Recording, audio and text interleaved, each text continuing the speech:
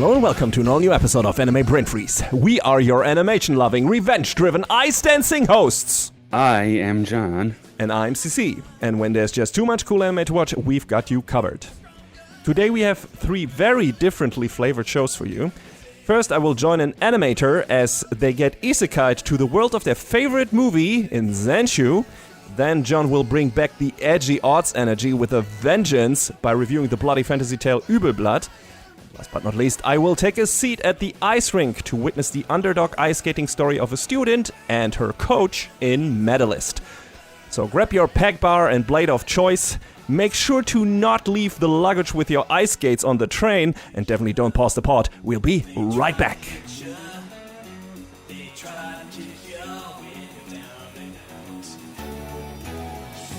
After graduating from high school, Natsuko Hirose starts her career as an animator. Her talent quickly flourishes and she makes her debut as a director in no time. Her first anime becomes a massive hit, sparking a social phenomenon and earning her recognition as an up-and-coming genius director. Her next project is set to be a romantic comedy movie themed around first love. However, having never been in love herself, Natsuko struggles to understand the concept of first love, and as a result, she's unable to create the storyboards, causing the movie production to come to a standstill. Joining the heroes of her youth, she uses her new ability to summon her drawn creations to fight the endless army of monsters that is destined to lead this world to its destruction. Can Natsuko rewrite this apocalyptic tale, and will she find her way back home, or is she doomed to meet the same end as the world that inspired her? Zenshu is an anime original and is handled by Studio MAPPA, which, of course, we have talked about so many times at this point. They handle parts of Attack on Titan, they worked on Jujutsu Kaisen, a bunch of other shows that even don't come to mind right now. We have tackled them so many times, and so since they are, I probably would say, John, would you say they are like the biggest big hit anime production studio as of this moment? Still?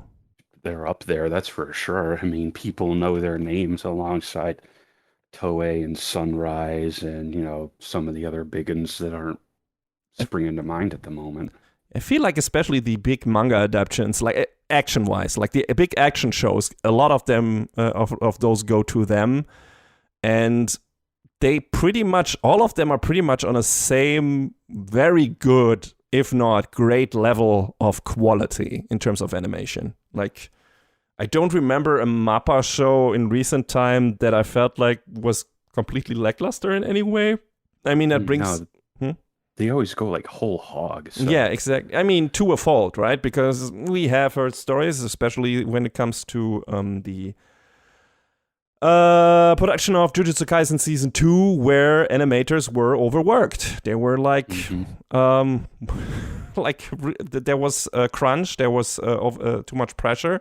A lot of people working on that show expressed their discontent online. So, yeah, they're definitely not perfect when it comes to treating their animators the correct way. So, was it really interesting, them of all studios handling a topic, a show with a topic like that is deeply rooted in animation and animation production itself. So I was like, okay, let's see if there's something there. One of the animators, one of the animators snuck in here something maybe that is maybe a bit critical of their studio. I found one thing that made me chuckle in that regard, but I feel like there wasn't that much. There weren't like real jabs at like, oh fuck, this is a black company or something, which we had in Dragon Maid Dragon. Oh yeah, which we had in Maid Dragon. So, but yeah. They handled this, and of course the animation is gorgeous. I will go into that more specifically when referring to a certain scene later on. But yes, this series is directed by Mitsue Yamazaki, who also directed the Hakenden remake, Monthly Girl Nozaki-kun, though I am an inept villainous and did a bunch of storyboard and episode direction work on stuff like Noragami, Bleach, Attack on Titan, Penguin Drum, and much more. Script and series composition were handled by Kimiko Ueno, who did a lot of script work on Shin-chan, Space Dandy, Delicious in Dungeon, Yu-Gi-Oh! And more. The music is done by Yukari Hashimoto, who also did the soundtrack for Komi Can't Communicate, Mr. Osomatsu, Penguin Drum, Sarah Zanmai, Toradora, and many more. So the production, as expected, is there. People with track records. And yeah, so with the staff out of the way, or the main staff anyway, there are of course a lot more people that worked on this. Yeah, the setup already discussed in the summary. We have our main character Natsuki Hirose, who becomes this phenomenon. Like she creates a magical girl anime. I forgot what it's called, but straight out of high school, and that shit just is a mega hit. Like it's an actual cultural phenomenon apparently, which, well, good luck doing that with a magical girl anime these days, but apparently it was. Of course, with that success comes pressure. The expectations are super high. 10 billion yen high, according to the president of the studio she's working for. Sheesh. Mm-hmm. It's a lot of money, man. So, expectations are high for her to deliver another one, which is determined to be a rom-com movie titled Hatsukoi First Love. And like I said in the summary, problem is Natsuko is such a workhorse. She has been obsessed with animation and getting better at it with it since, I don't know if it's grade school, but definitely middle school. She has had no experience with romance technically whatsoever, so she has no idea how to conceive a story about that. She is constantly hassling like people in her office to tell her about their first love experience. She just talks to people on the fucking street, like attacks girls in the street and asks them, "What is your first love?" That seems normal. That seems absolutely normal. It doesn't make her less scary that since she isn't making any progress, she has decided she won't cut her hair until she finally will finish those storyboards. So she looks like a goddamn, I don't know, thing from The Ring. Just has her fucking purple hoodie, and it's just hair growing out of the hoodie where her head should be, her face should be. It's just hair, long black hair, reaching down to her to her legs. So yeah, that's very funny. That's most of, not her look for the entirety of the show, but definitely for a lot of it. Yeah, she is stuck. She has writer's block. She has imposter syndrome because she can't make any progress, and she feels like she can't come up with her own creative ideas. And that definitely plays into the later story as well, and into the general theme of this show, which is about these kind of things. And of course, probably is also depressed to a certain degree because, she has, this is still her passion technically, but she's losing a bit of it because she just feels like she made a wrong decision, or she isn't verbalizing this. But we see, especially later down the road in the show, we definitely see a lot of imagery that refers to that. Like she has a dream sequence where she sees a lot of her people from her past life, like from her school, from the animation club at college, from her studio that she's working in, and all of them are also wearing the hair in front of their faces like she does, and all of them are accusing her of actually being a fraud, of not being able to actually do something, and she is like this one-hit wonder, and actually all her work sucks, like her drawing skills suck and everything, right? Oh no. Yeah. So she's definitely deeply in it. She is dealing with it by not really dealing with it, and her character is also not helping the issue because she is a perfectionist, and she has this tendency, if the storyboards delivered by other team members don't live up to her expectations, she doesn't berate them. She just says she'll do it herself instead, which doesn't solve the issue. Doesn't help her colleagues get better and puts much more work and pressure on her shoulders. And boy, oh boy, did that have a familiar ring to it for me, because for a long time I was pretty bad at teaching other people what I know. Instead, I would rather resort to solving an issue myself at work, because Depending on the situation, it is less time consuming to do the task yourself than showing another person how to do it. And also that way you can be sure that it's done quote unquote right, which is of course arrogant as fuck because it implies that the other person can do it as good as you. Spoilers, that's usually on you because it means you did a bad job training them. You know, although speaking from experience, there are some people that just don't listen. Either way, it's not a great approach to working in a team. And while I've gotten better at it, I can still heavily empathize with Natsuko's attitude here. So it's like, yeah, I want to do this. This is my project. And also I need to do it the way I want to do it. And because I'm just the best at this, right? That's her approach, and this is my passion, and this is my thing. She hasn't learned how to properly work in a team yet. And it doesn't help that everyone not everyone, but a lot of them are treating her just like this genius director, like this genius that has come out of nowhere and has delivered like this mega hit. And of course she's right. Of course she must know what she's doing and is doing everything right. I mean, some colleagues speak up against that, right? But the president is like super supportive of her. Says, yeah, she will figure it out. But kind of ignoring the massive roadblock that like Natsuko has stumbled into, right? So that is a big problem. Zenshu, by the way, the title of the show is short for Zenshusei, which is a real term used in Japanese animation production apparently, and usually means redo everything or a full retake. It's what she says to one of the animators that is bringing her the storyboards for the announcement PV of the movie. So this term is referencing a complete rework or revision of a scene or project. Probably mostly applied due to quality issues, but here it of course also has an additional meaning since the show is also about Natsuko literally rebooting her passion for and approach to working in her chosen profession. So that was really interesting. I was like, oh yeah, okay, I get what you're doing here. So what happens? She chokes on a clam bento lunch. It's not really clear if, it's like poisoned or something like that because there was a bad clam in there or something, or if she choked really just, but she ostensibly dies. Just like her favorite director, which she read about dying earlier in the first episode, who created the movie that she watched as a child that inspired her to become an animator herself, A Tale of Perishing, which apparently was, in contrast to Natsuko's first outing, an absolute flop, like a super bomb.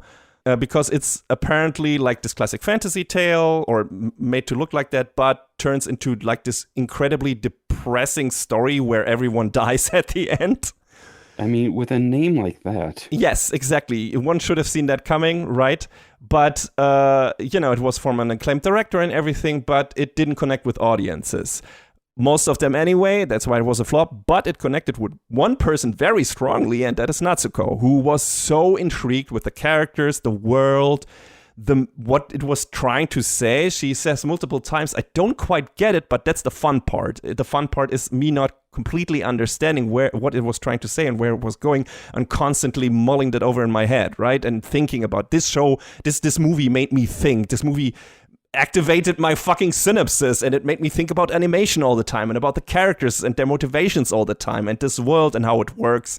And that's what made me want to draw something like that myself and tell a story like that myself. So this is the spark. This is what got her into this industry, and her strong will, of course, and dedication. But so she reads about her about the director of that movie dying, who she also apparently died due to food poisoning. And then that same thing apparently happens to Natsuko, which immediately, when she wakes up in the other world, in the world of A Tale of Perishing, it's like, okay, this is a dream, right? This is not actually an isekai story where she died and got transported to another world, but she's having a dream about this because she just read about this, that her favorite director's food has been food poisoned. She's in a clear state of depression, wrestling with her inability to finish this project of hers, trying to cope with imposter syndrome and everything. And now she has this dream about her favorite childhood movie that got her into this profession.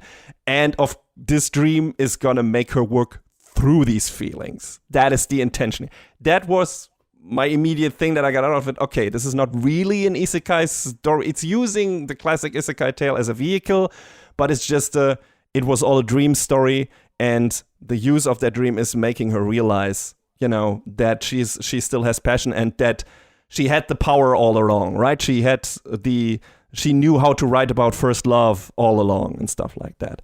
That was pretty much from the get-go, and I think I hit the nail on the head there. I mean, they're not super clear on it by the end, where it's like, was this a dream? Was this a real thing, right? Did it really happen or stuff like that?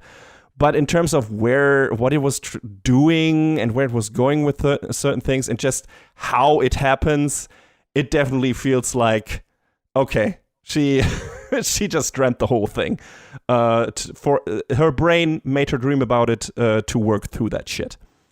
So, really cool concept, and especially from the perspective of her being an animator and director who is now trapped in a world all too familiar to her. We have seen stuff like this or shows that kind of go into this kind of topic. Namely, the things that come to mind first from recent quote-unquote time are Recreators and Keep Your Hands Off Eizouken. There were many more shows that deal with animation and animation production as a topic. I think one of the most famous one probably being Shirobako, but I haven't seen that. So the ones I would compare them to, aside from maybe Maid Dragon, which has a very cynical take on the whole thing,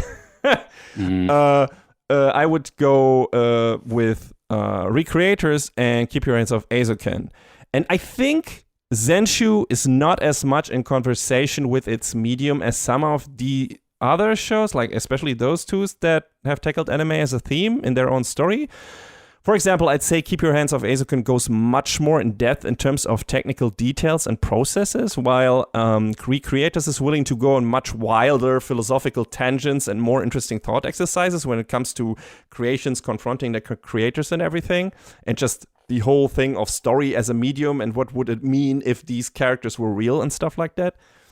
Zenshu does stuff on the subcontextual level, but it's more in service of delivering a pretty well-rounded arc for its main character instead of being too interested in what specifically makes anime such a creative force and such a draw for many people. Again, there's some of that in here, mostly in episode 7 where we learn about Natsuko's youth, but a lot of it is also more fluffy fan service in the form of references to other shows and familiar tropes.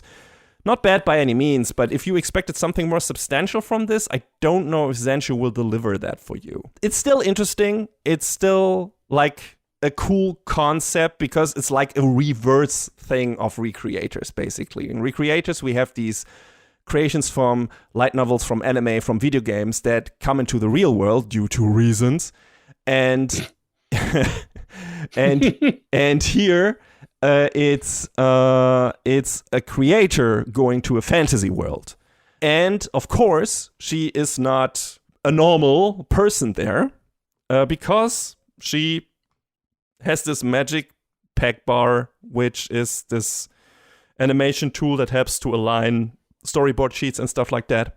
And when she meets the party of the heroes, of the 9 heroes, who are at this point only 4 anymore, the others have left or died, because this is already in the middle of the movie, where she's basically joining the story. They immediately have to fight off like the invading evil of this show, of this movie of A Tale of Perishing, which are these insects, crab monsters called Void.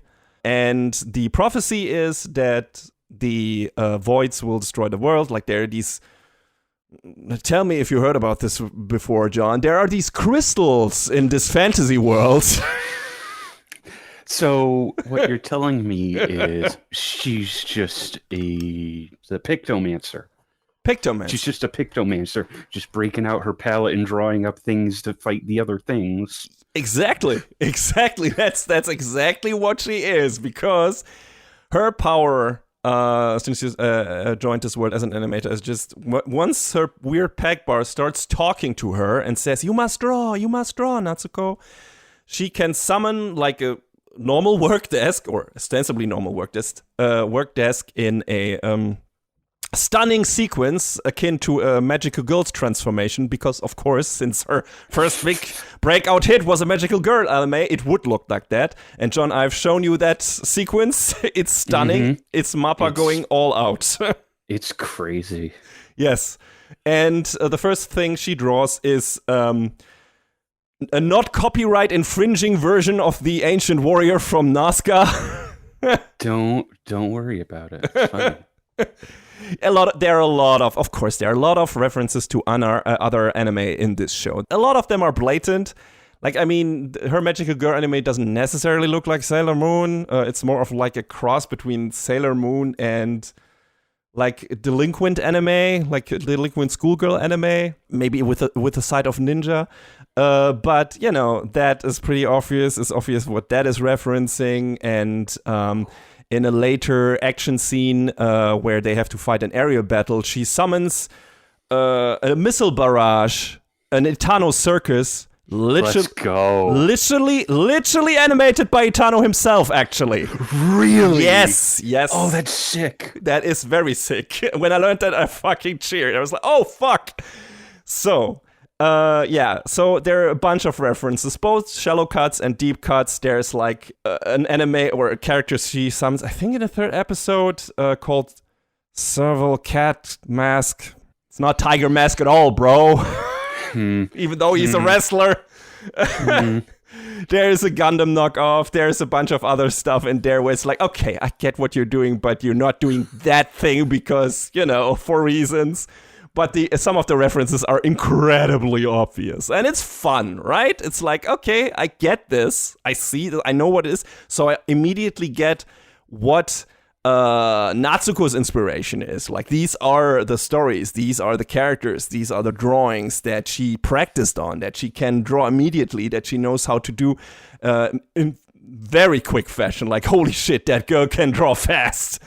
And that's apparently not only like because of her superpowers in this world. She's just generally, she has been, since she started so early, and she is able to draw up characters super quick.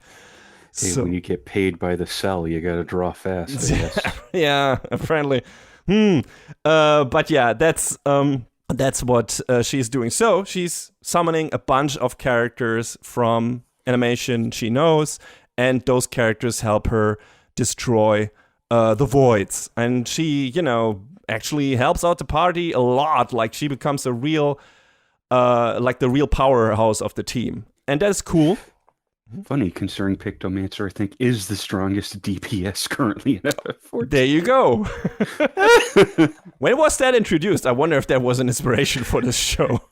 I got to imagine this show was in production before the launch of Dawn Trail, but it was introduced in 7.0, so it's been out now for about a year. Oh, okay. All right.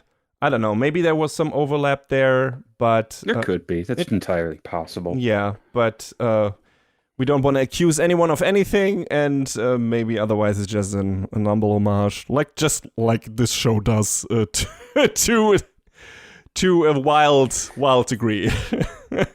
I mean, it's not like it is a new job, because I mean, if you've played FF6, you know Realm was also a Pictomancer. Really? Well, that's the thing, John. I haven't played Final Fantasy VI yet. I haven't played any of the Final Fantasies before Final Fantasy VII, but now that the remasters are out and in my possession, I will get to it eventually. It's actually on the plan. Maybe we'll speak about that on our other podcast.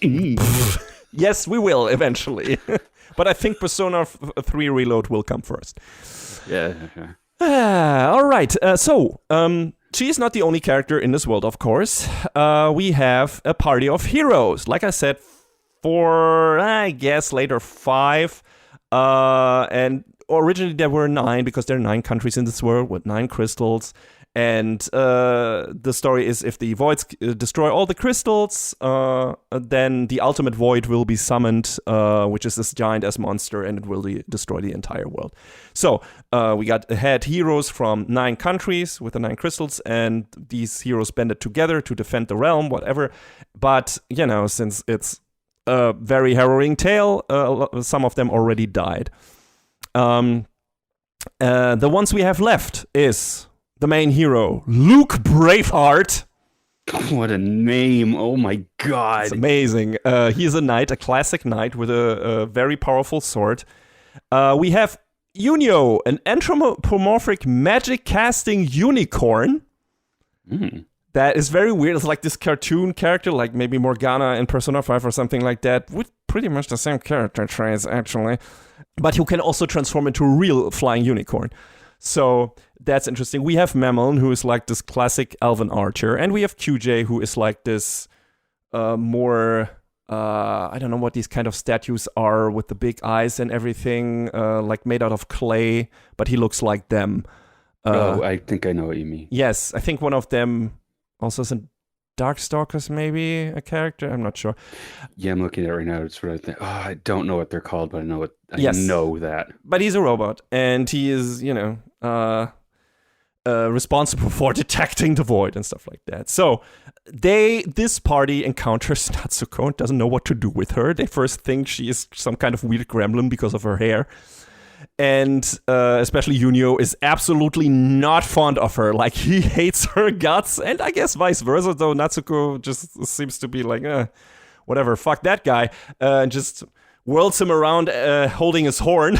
She can be a very violent person, but that's also very funny. She's very quick-witted and has some snarky retorts and stuff like that. So she's a very fun character. And her banter with Junio especially is very entertaining. But yeah, Luke, of course, like, who's this? What the hell? What am I supposed to do with this? Mammon and QJ seem to be more open towards it, but yeah, even they have to get acquainted with her first, and they don't want it in the beginning because they're the heroes, and who's this person? What is she talking about? The real world? What is she talking about? Animator? What does this mean? What is the kingdom of reality? What? So they're kind of flustered and try to just push her to the side. But since she at the end of the first episode, she stops the story from going the classic way, which in the original movie, at that part of the story, Junio sacrifices himself, or has to sacrifice himself, by unleashing a kind of self-destructive magic to stop all the voids that attack the city. And because Natsuko is there and has her super powerful summoning magic and summons that ancient warrior that destroys all the void, Junio doesn't die. So she has already changed the story. So what is that going to result into? Like, what will come of this? Things definitely change through her action. So once she does that, once she beats the void there, she slowly becomes integrated into the party. The townsfolk become very fond of her, start cheering her on, and so because she's so powerful. Fun side thing of this is Natsuko actually acknowledges that she is an isekai, kinda, considering she's part of an of the industry where this is still, I guess, the dominant kind of story they're telling for some reason these days. Mm-hmm. I feel it would be weird if she didn't understand what's going on. Even, like I said, it's maybe a dream and not an isekai. I mean, I guess to be fair, it seems like isekais are kind of finally on a downtrend. Mm-hmm. Now it's just that you have fantasy story and it happens to be light novel. Yeah. Even though I look at live chart and I still see that isekai tag and I'm like, okay, good for you. Yes, and that's the funny thing, right? I would have skipped the show maybe if it wasn't Mappa and I knew it was an isekai, but as I mentioned in the sneak peek, it fucking surprised me. I thought it was a work comedy. I didn't read the entire summary of this thing, and I was like, okay, this is a work comedy by Mappa about animation. I will check this out. Nope! Rookie mistake. But I got a cool show out of it, so that was a nice surprise. Anyway, she is still, even though she knows what's happening kinda to her, she's still somewhat confounded that it happened to her specifically. Which is one of the more funnier lines in this show. Quote, "Doesn't this only happen to shut-ins and needs? I had a job with benefits!" So...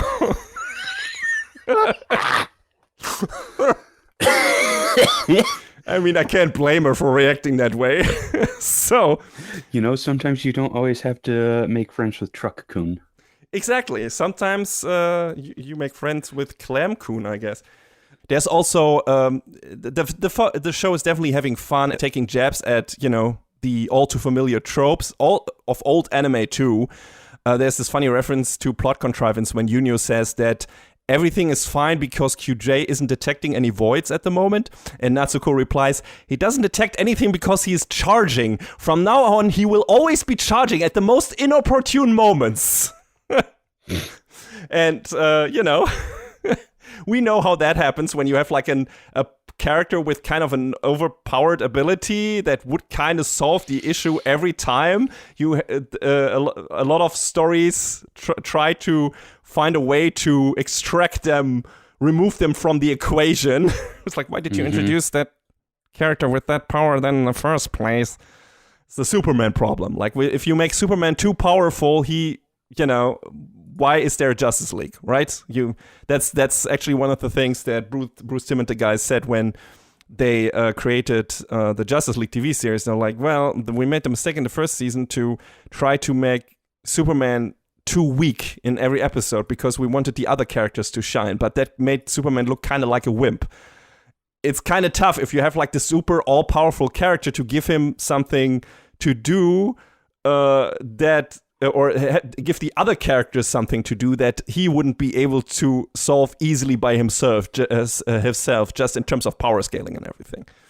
So it was interesting. It was interesting that the show just was not acknowledging that and was like, yeah, that's that happens a lot. So we're gonna take fine. Don't worry about it. Yeah, Natsuko also talks about death flags, like when certain things happen in the show. And was like, oh, fuck, here's the death flag. I need to do something because that is where you should use. When someone says something like that, shit goes absolutely wrong. She's familiar with this kind of stuff. So, yeah, that's fun. I think just in general, the show is doing a really good job to show also a progression on Natsuko. The thing with the hair is not just in there for fun's sake. Like when she actually enthusiastically gets to draw something to change the story and help her new friends or later friends for the first time, that's the first time we actually see her face in this show. Like it's entirely covered the entire time. And then when she has that magical girl transformation thing scene and starts to draw that ancient warrior, that's the scene I sent to you. That's the first time we actually see her face in the show. So that, heavily emphasizes the relevance of that moment. And, from that moment on, her showing her face and characters looking at her face is much more important than I expected, especially when it comes to her relationship to Luke. And we'll get into that. She helps beat them helps the characters beat a lot of the void. There's also some things in this world, and that's where again you feel like, okay, more evidence that this is a dream. Like there's a bartender called Naomi, which looks exactly like a Fox Furry version of Natsuko's producer, manager, president, whatever of the studio.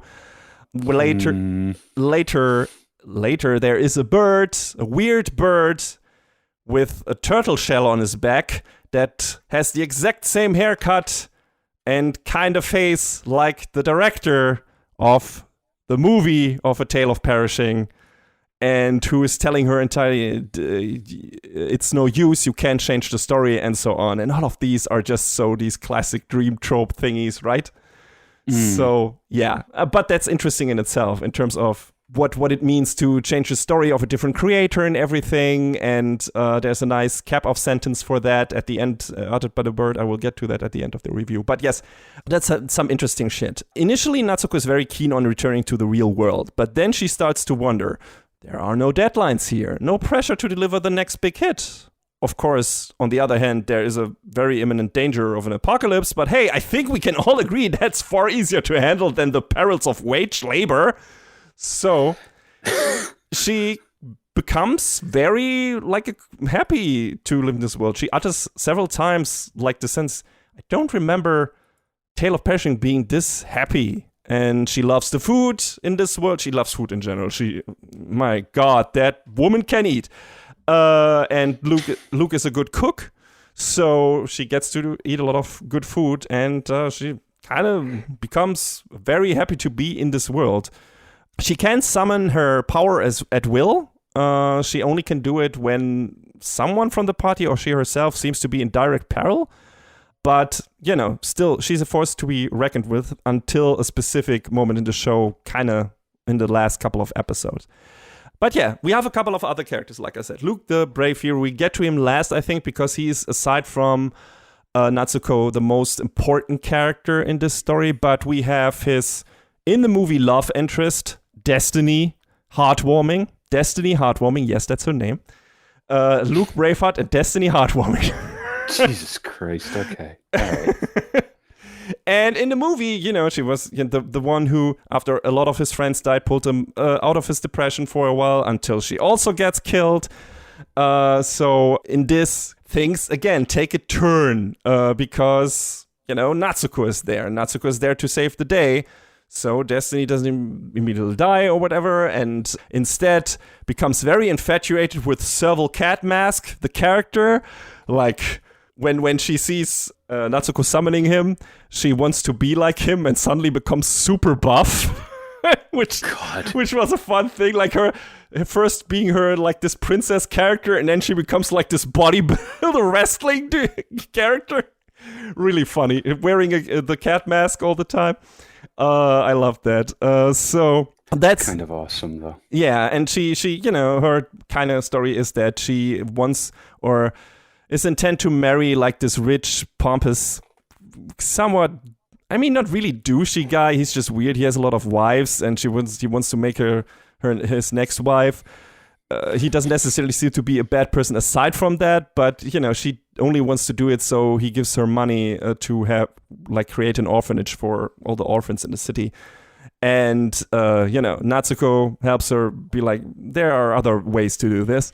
So, changes her character. There is Memon, who is like this elven archer, like I said, and she has an interesting story in regards to kind of having the same problems that Luke has, only she's already a step further. They have all suffered so many losses and so much despair that she is at this point where she is like, this all sucks. I just want it to end, so I'm just gonna find a way to summon the ultimate void myself and end this world. Where it's like, all right, that's dark. That's super fucking dark. Make a character that is so depressed, and I don't feel bad giving that away because it's very obvious that it's her. What at that point made me wonder a bit was how Natsuko is behaving, or about Natsuko, how Natsuko is behaving is, first of all, her pigheadedness extends to her behavior in the fantasy world, like from, her pigheadedness from work. She's intent on solving certain crises on her own because she thinks she has the most detailed knowledge about the plot of the movie and knows the character sheets in and out. She's the best person to handle it. I understand going for a more delicate touch in regard to not telling all the characters what she knows, which would, in my eyes, make the most sense, right? It's like, hey, I know this is bad to hear, but here is how the story goes. And at some point, in the beginning, they wouldn't believe her. But once they get really acquainted with her and know what her powers and that she's from a different world where something exists that tells the story of this world, I would imagine you would want to know everything about that so you can change your own story.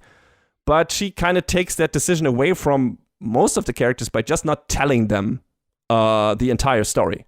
Because she thinks she is the best person to change the story and to handle it and to decide who has to learn how much information about it. Like I said, I understand going for this more delicate touch, but one could argue that as soon as she has earned the trust of the party, she should tell at least some of them everything she knows, so everyone is literally on the same page. Withholding integral intelligence is a really bad idea considering the situation, and as soon as you look beyond her character traits as a reason, you realize this is just to keep things surprising for the viewer. After all, if she immediately told the party the entire plot, we'd know it too. I feel like this is a very inelegant and contrived method to solve this particular issue though. Like, why not have her tell the characters everything, and then have that be the reason that the story changes drastically from what she is familiar with? That would also align our point of view, her point of view more with ours, since all the developments would be new to her as well. And like I said, they partially do that, especially later on. Like once she starts interfering, some things happen at different times and places than they did in the movie. But they should have leaned fully into that instead of having her keep her full knowledge so close to her chest in certain regards. Again, there's some characters she tells what she knows later on, but also some of the characters immediately after she tells them they die. And it's like, okay, all right. So, yeah. And in regards to Mammon, this is especially egregious, I guess, because she knows that Mammon in the story of the movie is a traitor, which kind of crystallizes in the 3rd episode or something, so it's not really a big spoiler. It happens very quickly because Mammon is, super depressed. She's like part of this cult who want to, the Voidists, I think, who want to just summon the ultimate void and have this pain, this misery in this world end because they feel like it's hopeless to keep on living. And Luke stumbles across that, and she and him work together to find a way to get Mammon technically out of this mindset and everything, and stop her from summoning the ultimate void. And in the original movie, when she tries to do that, Luke has to kill her or something, which makes his situation worse. So of course they will avoid all of that. And the way Natsuko solves this issue. The way she sways Mammel's heart is by summoning a character from Not Uta Prince Sama, who dances with Mammon to show her the beauty of life. Which is funny as fuck, but it's falling really flat in terms of emotional impact. Like, the tone of this show is all over the place in certain parts. This character story needed some kind of really personal catharsis moment, but instead we get a goof. Like, it all plays into the theme of Natsuko being able to invoke positive changes for the characters of this story and everyone becoming infatuated with the characters and stories she creates, which in turn rekindles her passion for animation. That makes sense. That is her character arc. But, if you go for a dark and serious tone and something as bleak as a character wanting to end the entire world because they are incredibly depressed and miserable because of all the loss and grief they have experienced, and in the face of their almost eternal lifespan, you really need to go the extra mile to give that character something to live for. Male idols ain't cutting it. Even though Mammon says she is a... Oh god, what is the name of that not idol character that she summons? It's something very ridiculous. But she says after that she's gonna be a stand for him for life. So, alright. Okay. But yeah, it's still funny. A lot of the show is funny. The humor in the show is actually really good. I laughed a lot of times. But this was one of the very few moments where I was like, I wish you did something different here. And the thing is, and maybe, again, that's a fault of how the characters are structured. In general, Mammon should have had a completely different character story. Maybe something more lighthearted, just like Destiny, if you want to go with a lighthearted solution. And they should have kept the really dark stuff in terms of character motivation and everything to Luke, because Luke kind of has the same problems as Mammon, and he gets a satisfying resolution, or a more satisfying resolution from an emotional standpoint at the very end of the show. So why did you pack the same kind of story in here twice? Like, just give Mammon a different story. Like, aside from Natsuko, the female characters in the story don't get much to do, which, that would have not made this better, I guess, if you gave her another lighthearted stuff. But something different, more substantial, would have been better than having basically Luke's story rehashed for her as well. So that was a bit of a stumbling thing where it's like, okay, I wish they went another route here. But again, just one of the small things. Natsuko, after battling a lot of voids, destroying a lot of voids, winning the day, becomes overconfident, does the same thing like she's always been doing, but to a self-destructive degree, just like she does in the workplace. It's kind of basically having the same development as she has in the real life, she has in this fantasy story. At some point she's like, I'll do it all by myself, it'll just be faster in the end. So, of course, her lesson is to rely on others and everything, but it's interesting to see her like, okay, that's just her. At some point, she is like reverting or resorting to handling all the stuff herself because she thinks she is the most competent person to handle the job, but in return, that puts a lot of strain on her. Too much strain. And at some point, her magic starts to not properly work anymore because of that. And the irony of MAPPA of all studios delivering a show that is about burnout and being overworked in the animation industry, though somewhat self-inflicted in this case, to be fair, is not lost on me. That was the one thing where I was like, okay, yes, but that was the story of as a whole, not a specific reference to work conditions or something like that, because that's not in the show. But yeah, one of the best and funniest episodes in is episode 7, which focuses on the different stages of Natsuko growing up, how Tales of Perishing sparked her obsession with animation and made her want to become a virtuoso like that movie's director, and how her unrelenting passion influenced all the people around her. It's really great. Like some of their classmates, someone from college who also wanted to become an animator and stuff like that. And yeah. And I think this is where I will go into spoilers, which I don't really do on one-season reviews as much, which I should maybe do more, or we should do more if it's just a one-season thing and not something where it's like, or a definitive one-season thing, and not something where it's like, oh, this might get another other season, and then we can talk about the developments. So just use the first season discussion as a primer. But this show is over. This is a one-and-done thing. I don't see the story being continued from where it leaves off at the end, so I might as well go into spoilers. So if you don't want to know anything about the ending of the show, turn off here now, and or jump to the next review, please. Don't turn off the pod. But yeah, so as can be expected from Natsuko's next project, this is also turning into a love story. Like I said, it's a bit of the reverse scenario as it is for recreators, where the anime characters come to the real world and meet their creators. Here it's a creator traveling to the world and confronting the characters of her favorite creator, who were basically the root of all her life choices. Creations that inspired her and that she, yes, loved in her own way. So, what happens if those characters suddenly are as real as normal people to her and one of them confesses their love to her? How would a creator cope with that situation? Oh. Very interesting, because that's what Luke does.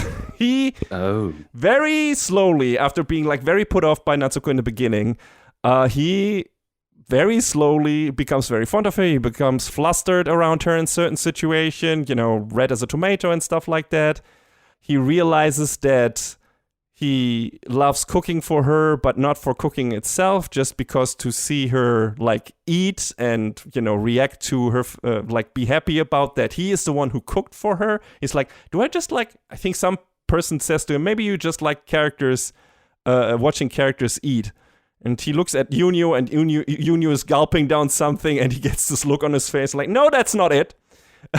It's probably Natsuko that I watch Natsuko eat, and that I watch her eat my food that I cook for her. So that's when the realization slowly creeps in. But he also apparently hasn't had any experience really with love yet. I think Destiny in the original story was his first love. So he doesn't know how to cope with that. He has to talk to some of his friends. I think, one person who tries to really like get him to talk to Natsuko is Justice, who's like this dragon who was part of the 9 Warriors before, but left them because he couldn't really fight with them anymore, got depressed about it. He couldn't fly anymore because his wings got damaged in one of the fights. And, he just became a drunkard and everything. And one of the stories of the show, one of the character stories, is him getting him out of that funk and helping Natsuko killing or destroying one of the, or averting one of the void attacks by actually lifting her and her desk up to a mountain, even if it's very hard for him because he can't fly properly anymore.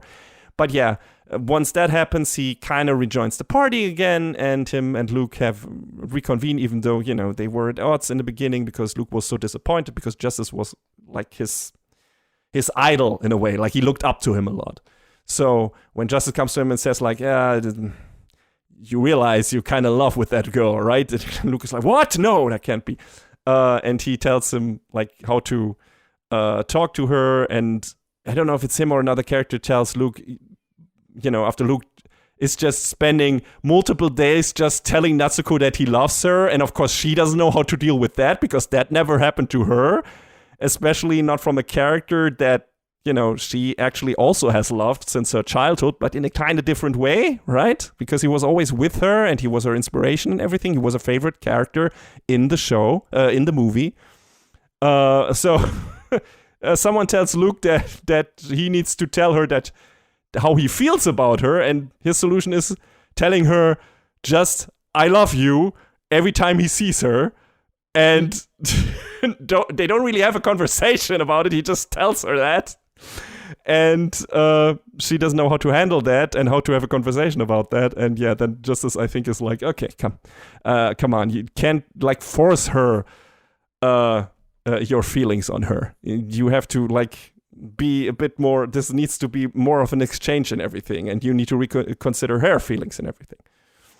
So that's really interesting, and how these two grow together. But it's also not only about learning to feel a new kind of love for the first time. It's also about facing the inevitability of certain things in life, like death, for example. Natsuko is rewriting the story of her favorite movie because she fell in love with the main character and doesn't want him to die. But that might not be her story to tell. I feel like the end of the story agrees with her point of view, but there's some things in here where it's like, is this really her place to do this? Like, that's another person's story. Like, I feel like at certain moments, especially when the director Bird comes into play and scolds her for trying to change the story, it seems like the show is trying to discuss the integrity of art as a deeply personal form of expression here, that not everyone should be allowed to change just because they can. And that even if a tale is very like depressing, that has merit, that can have merit, that can have something important to say and everything. Like I said, there's a quote, I will get to that, but that relates to that. But yeah, that was very interesting. I like that the show invests an episode to show that Luke didn't fall for Natsuko out of nowhere. Because she is the one who pulled him out of his depression and gave him hope. Like, he needed a reason to keep fighting the voids after all the loss and misery he had experienced, and Natsuko became that reason for him. So this is the better version of Mammon's storyline, like I said, who basically already was a step further into despair than Luke. But while the resolution to her story lacked any emotional impact whatsoever, just like Destiny's, Luke's version really works because he's not just in love with Natsuko's creations, he's in love with her as a real person. And the show contrasts love for fictional characters or work of art with deep romantic love here. Same applies to Natsuko, who until now has loved Luke as a character, as a work of art of her favorite creator, but now she falls for him as an actual person. And this will, of course, help her finish her work in the real world and grow as a person. So, that's really cool. That storyline really works. And this is why I think it's kind of doing the story a disservice to also have another character in there like Mammon, who has a similar story but with a much less engaging resolution. Just basically a joke. But yeah, I like the Luke Natsuko storyline. I thought that was really well done, and it has another wrinkle to it. There's some another small moment I really liked, and that is kind of rare, I feel like, especially when you come to shows where a romantic relationship is involved. And John, you know how we both are not very fond of misunderstandings. And there's like this moment where, I mentioned before, Junio is very upset that Luke falls in love with Natsuko. He does not want that because he can't stand her, and he wants Luke to fall in love, but with any other girl. Like, He has known Luke since they were childhood friends, right? Since they were together since they were kids. And he's like, no, this girl is bad for him. I don't want that for him. Fuck! Right? He's really upset. And he doesn't know why Luke can't tell him, certain things when it comes to that relationship and everything. And there's this moment where Luke talks to Justice. Junio is somewhere in the background, hiding, listening in. And this is like this typical scenario where, Luke is going to say something that's going to hurt Junio's feeling. And then Junio is going to snake away and going to harbor resentment towards Luke or more towards Natsuko because of that, right? This is a thing that happens in so many other shows where it's like, okay, a person listens into what a person is saying. They say something hurtful. Then the other person is distraught and leaves the scene, and then the other person actually says something nice, right? That alleviates that what was said before or gives it more context. And it's like, oh, the tragedy. If only the other person had stayed for like 1 more minute, they would have never. Oh, it's such a misunderstanding. Oh, I hate that. I hate that so fucking much. I hate that trope. I hate it so fucking much. I want to punch everyone who puts that in their story, like in the face. So I was very happy that this didn't happen here because Luke actually, he says, I can't talk these kind of feelings I have for Natsuko to Yunio. And Yunio said, oh, fuck. Because he is family. I can't talk to... He's like family to me. I can't talk to my family about my love problems. And Yunio's like, oh, Luke... I'm family to him. So he heard the part that could have been hurtful, but then Luke immediately was like, no, he's actually not just a friend. He's family to me. And that's why I can't talk to him about this. And of course, that makes Yunio super happy. And I was happy too. Like, that was very nice. So please, can more shows do that instead of doing that stupid, overheard, misunderstanding, blah shit? Thank you very much, Zenshu, that you can that you showed me that there's another possibility there and another way to go, a much better way. Anyway, yeah, Natsuko, Luke, and Yunio are the best characters, by the way. Like, Justice is also pretty good, and like I said, Destiny and Memo sadly get the short end of the stick because they are not really that much characters, really. Like, there's some in there, but they don't get that much to do, and also they're not as interesting, and that's a bummer. The actual ending is also a bit abrupt. She gets technically transported to the back to the real world. We don't see her arriving there, I think. I don't know if we see her wake up and realize it was a dream. I think we see her disappearing from the fantasy world, and the next scene we see is her finishing or having finished the movie Hatsukoi First Love. And it was a success, of course, and everything. And we see her finishing the movie and everything. And then she just is on to the next project or whatever. Like, it's like really only a minute of footage after the fantasy world basically gets restored and she disappears from it. We see her in the real world. We see her working with her colleagues, and then she walks down the road. And it looks like on the other side, it looks like on the other side the party is walking in the opposite direction, and then she turns around like, huh? And then the show is over. So it's a very abrupt ending. Like, there's not really any big epilogue or, catharsis or a reconnection between her and Luke or whatever. Or no, she stays in the fantasy world, which again makes me think also because she doesn't really talk to the characters. The characters might not really be there. I feel like it's just it was a dream thing, and it's toying with was it? Maybe wasn't it? I feel like it's ultimately a satisfying resolution. This was always about Natsuko remembering what made her fall in love with animation in the first place. Like, again, was it a dream? Was it a true isekai experience? Who knows? But it did the trick, and she also learned to rely on others. Which shows in how she accepts the storyboard from a different animator and everything in the final scenes. So her character arc is very realized. She realized that she actually had a first love all along, right? She realized that she has had the passion all along. She had the craft all along. She had the skills all along. Everything was really there. She just had to be reminded by her favorite work. And that was the thing that the show was setting out to do with that character. And the other big part was Luke of her character journey, and I think those two characters really work really well in the story. The other characters don't get that much to do. I think Yunio is in third place, and they do some interesting stuff with him. Everyone else is kind of light in terms of character development, but I liked it. I thought it was really fun. I thought it's incredibly well animated. The production values are out of this world. Fantastic looking show.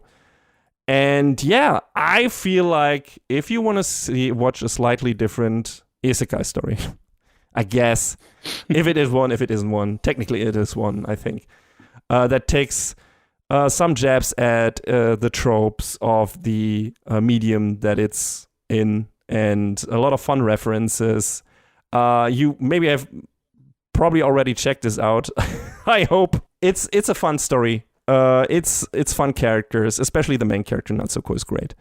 And I would say give it a chance. It's not perfect, but I say for its runtime, it's doing a lot of interesting things, especially when it comes to how it relates to anime itself and everything. It's not as deep or interesting as Recreators, or as going as much into detail in terms of what the action production is about, like maybe Shirobako or Keep Your Hands, or how you actually become proficient in this craft, like Keep Your Hands of Eizouken goes into. But it's still a light, fluffy fantasy tale with some interesting bits sprinkled into it. It's on Crunchyroll. And while the final words of the director/bird Kametaro Tsuruyama ring true, quote, "Easygoing simpletons, don't go thinking happy endings are all there is to entertainment. Considering all the dire shit we are currently dealing with in real life, I sure don't mind seeing a wholesome happy ending in my escapism of choice. If you do so as well, and if you want to see a really well-animated show on top of it with fun characters, some interesting themes, and hearty laughs, definitely check this one out."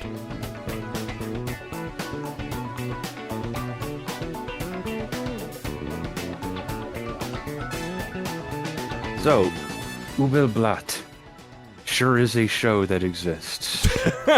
A ringing endorsement by John. Yeah, so when we talked about it during the sneak preview, you could definitely tell that it wore its inspiration very heavily on its sleeve, much like you talked about with Zenshu. Haha. Look at that. Connecting threads. But yes, 20 years ago, a young swordsman named Asherit earned the fabled title of Blattmeister, Blade Master, for his exceptional skill with a sword. He was chosen by the Emperor of... I'll butcher this name because I don't remember how they said it in the show. The Emperor of Sazlenden to be one of 14 elite warriors on a perilous quest to defeat the evil nation of Wistek. Wistek was a formidable foe, possessing powerful weapons and dark magic. Equipped with lances blessed by the Emperor himself, the 14 warriors traveled into enemy territory, losing 3 of their ranks to the dangers of the land. 7 of the remaining 11 abandoned the quest, fearful of the risks involved. Nevertheless, Asherit and the 3 others proceeded to successfully complete the quest. It was then that the 7 who abandoned the mission ambushed their comrades, and upon returning home, they told the Emperor that they had completed the quest themselves after they were forced to kill the 4 who betrayed them. As a result, they were hailed as heroes and were dubbed the 7 heroes, while the 4 who were killed became symbols of treachery and received the moniker the Lances of Betrayal. And thus, this story is of the voyage of Asherit, now known as Kainzel, who indeed survived the slaughter and vowed to take the heads of his traitorous companions who have over the years become powerful nobles and warlords hailed as saviors by the people. So, this show is headed up by our friends, who we've talked about several times in the past, Satellite. And this show is based on a manga that has finished its run, asterisk, because there's a sequel manga. Yeah, I saw. Penned by Etoroji Shiono. And I think this, like, they've done some other stuff, but it seemed like this is probably the one that got big. It's directed by Takashi Naoya, who's done a little bit of a lot of things. I think that's a theme in this episode, because the directors of Zenshu and the next show I'm going to talk about is like, I feel like there's not that much big stuff they have worked on as actual directors, but they've worked on a lot of shit in general. It's like, okay. Like Naoya has worked on some high-profile name stuff, like Railgun S, Little Busters, Wicross, and a couple other things, that are known names. But then I look at the rest of this list and I'm like, okay, I've heard that name, sure. Yeah. The script was done by Tatsuya Takahashi, who has worked on such winners as Arrow Manga Sensei. Yay. But they've also worked on some other good stuff, like one of my personal big favorites, the 2011 Idolmaster series. So they've done good stuff. And there's also some scripting by Tatsuya Yamada, who's done some other stuff. Like I think we talked briefly at least in passing at one point about Knights of Sidonia. Yes. You know, I know exists. I've watched one episode. I think the animation is fucking disgusting. So Yeah, I remember continue the CG it. being sort of. Music done by Shun Narita, who hasn't done a whole ton of anime work, but has done like a couple of games. Like there's the one game that I know offhand off this list was this PlayStation Vita rhythm game called Ia VT Colorful, back when Vocaloid was at its peak. But they did some music in SAO alternatives, so they have been around. The show, well, I guess we could talk a little bit about some of the characters first, but the overarching narrative in this show is pretty much what I laid out, talking about the summary. The 7 heroes are the bad. We need to get rid of them. Some of them are more bad than others. And there's, we really only have major encounters with like 2 of them. Some of the other ones are there. One of them dies and somehow comes back, question mark. But I mean, that's also a thing that happens with our main hero, Kainzel, who is sliced up very brutally. The show is makes no secret about how violent it is. It's very it is very, like you said, of its age from the aughts, and edgy and dark and bloody and Jesus Christ. That's what stood out to me when I watched the first episode, how much fucking blood there is. It's just goddamn. And I mean there's a lot of it, but I don't feel like it's overly excessive. Like, yes, it's there, but it's not like we're not seeing like comical gallons of blood Mortal Kombat levels. No. It's not that. I think that, are there even any, I don't know, dismemberments and stuff like that, or is it just blood spurts everywhere? I don't know. I feel like there was a lot of it, but it was not super excessive. I don't overtly remember any on-screen like beheadings or dismemberments. Like, I think it's implied. Yeah, sure. It's not really like. But it's not super gory. There's also like, you know, Japanese broadcast standards of, yes, like, of course, show a beheading, even though there are shows that are in different time slots where you get to see that every once in a while. But Kainzel was trained by this sword mistress named Glea, and you know, he learned everything he knows from her, and she is like renowned as being like super strong, super good at what she do. So her student took on her lessons very, very well. And on his deathbed, he basically takes the blood of a fairy and is able to use that to bring himself back to life. And he takes on like an entirely different appearance. And he gains magical powers from the light of the twin moons. Wait, so his original, the way he looks originally is not how he looks in the first episode of the show? No. Oh, interesting. Because I don't know.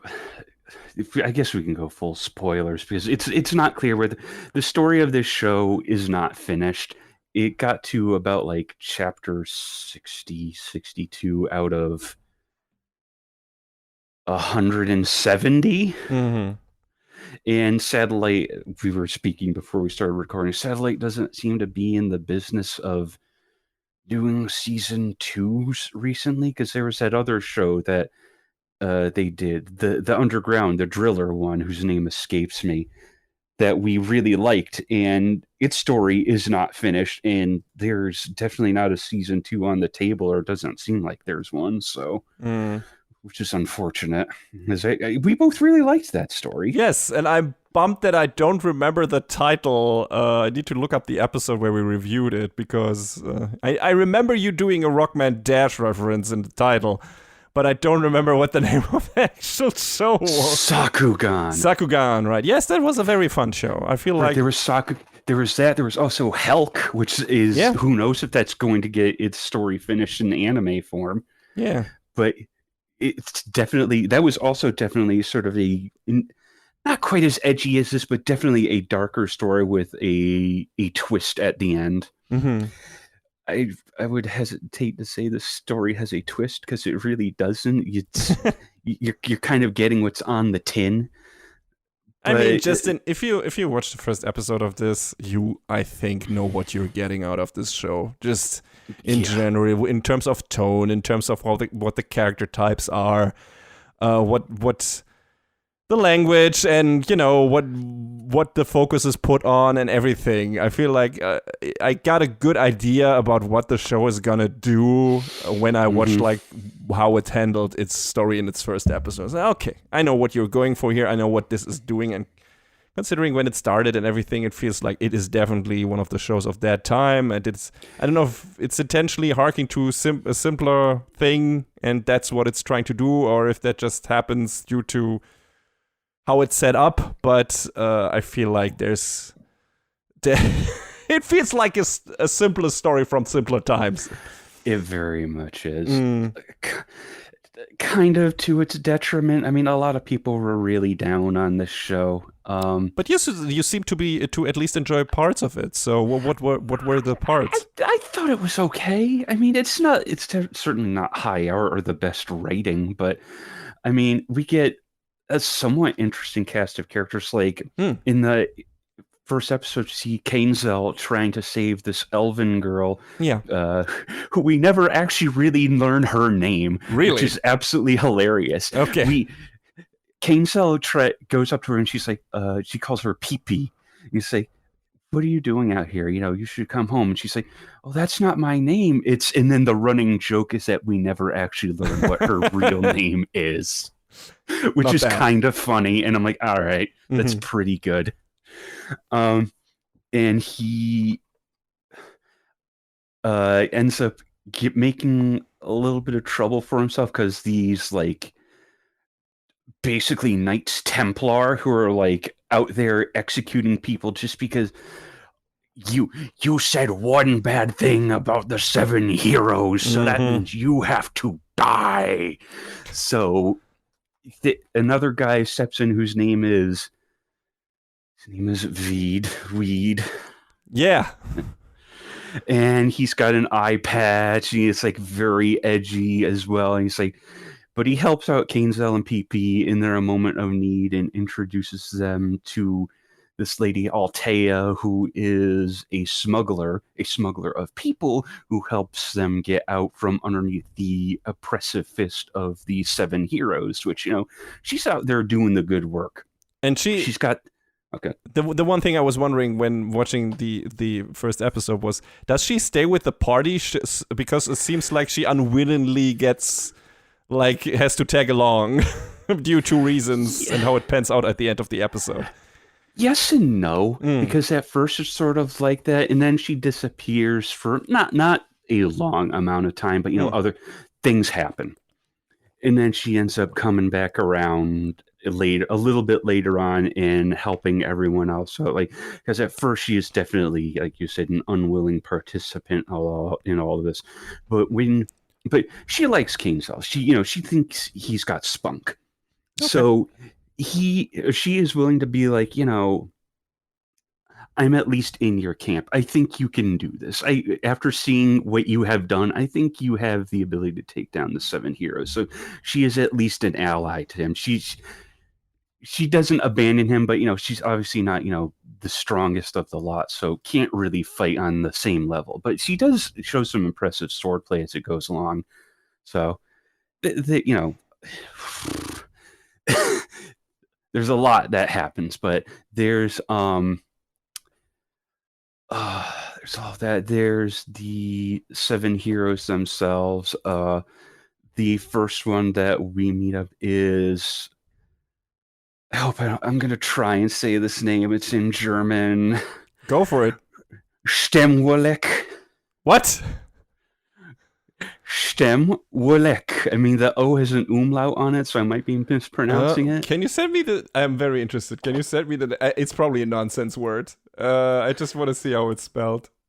I am going to DM it to you. I was wondering, like... I have no fucking idea what that is supposed to be. So don't worry about it.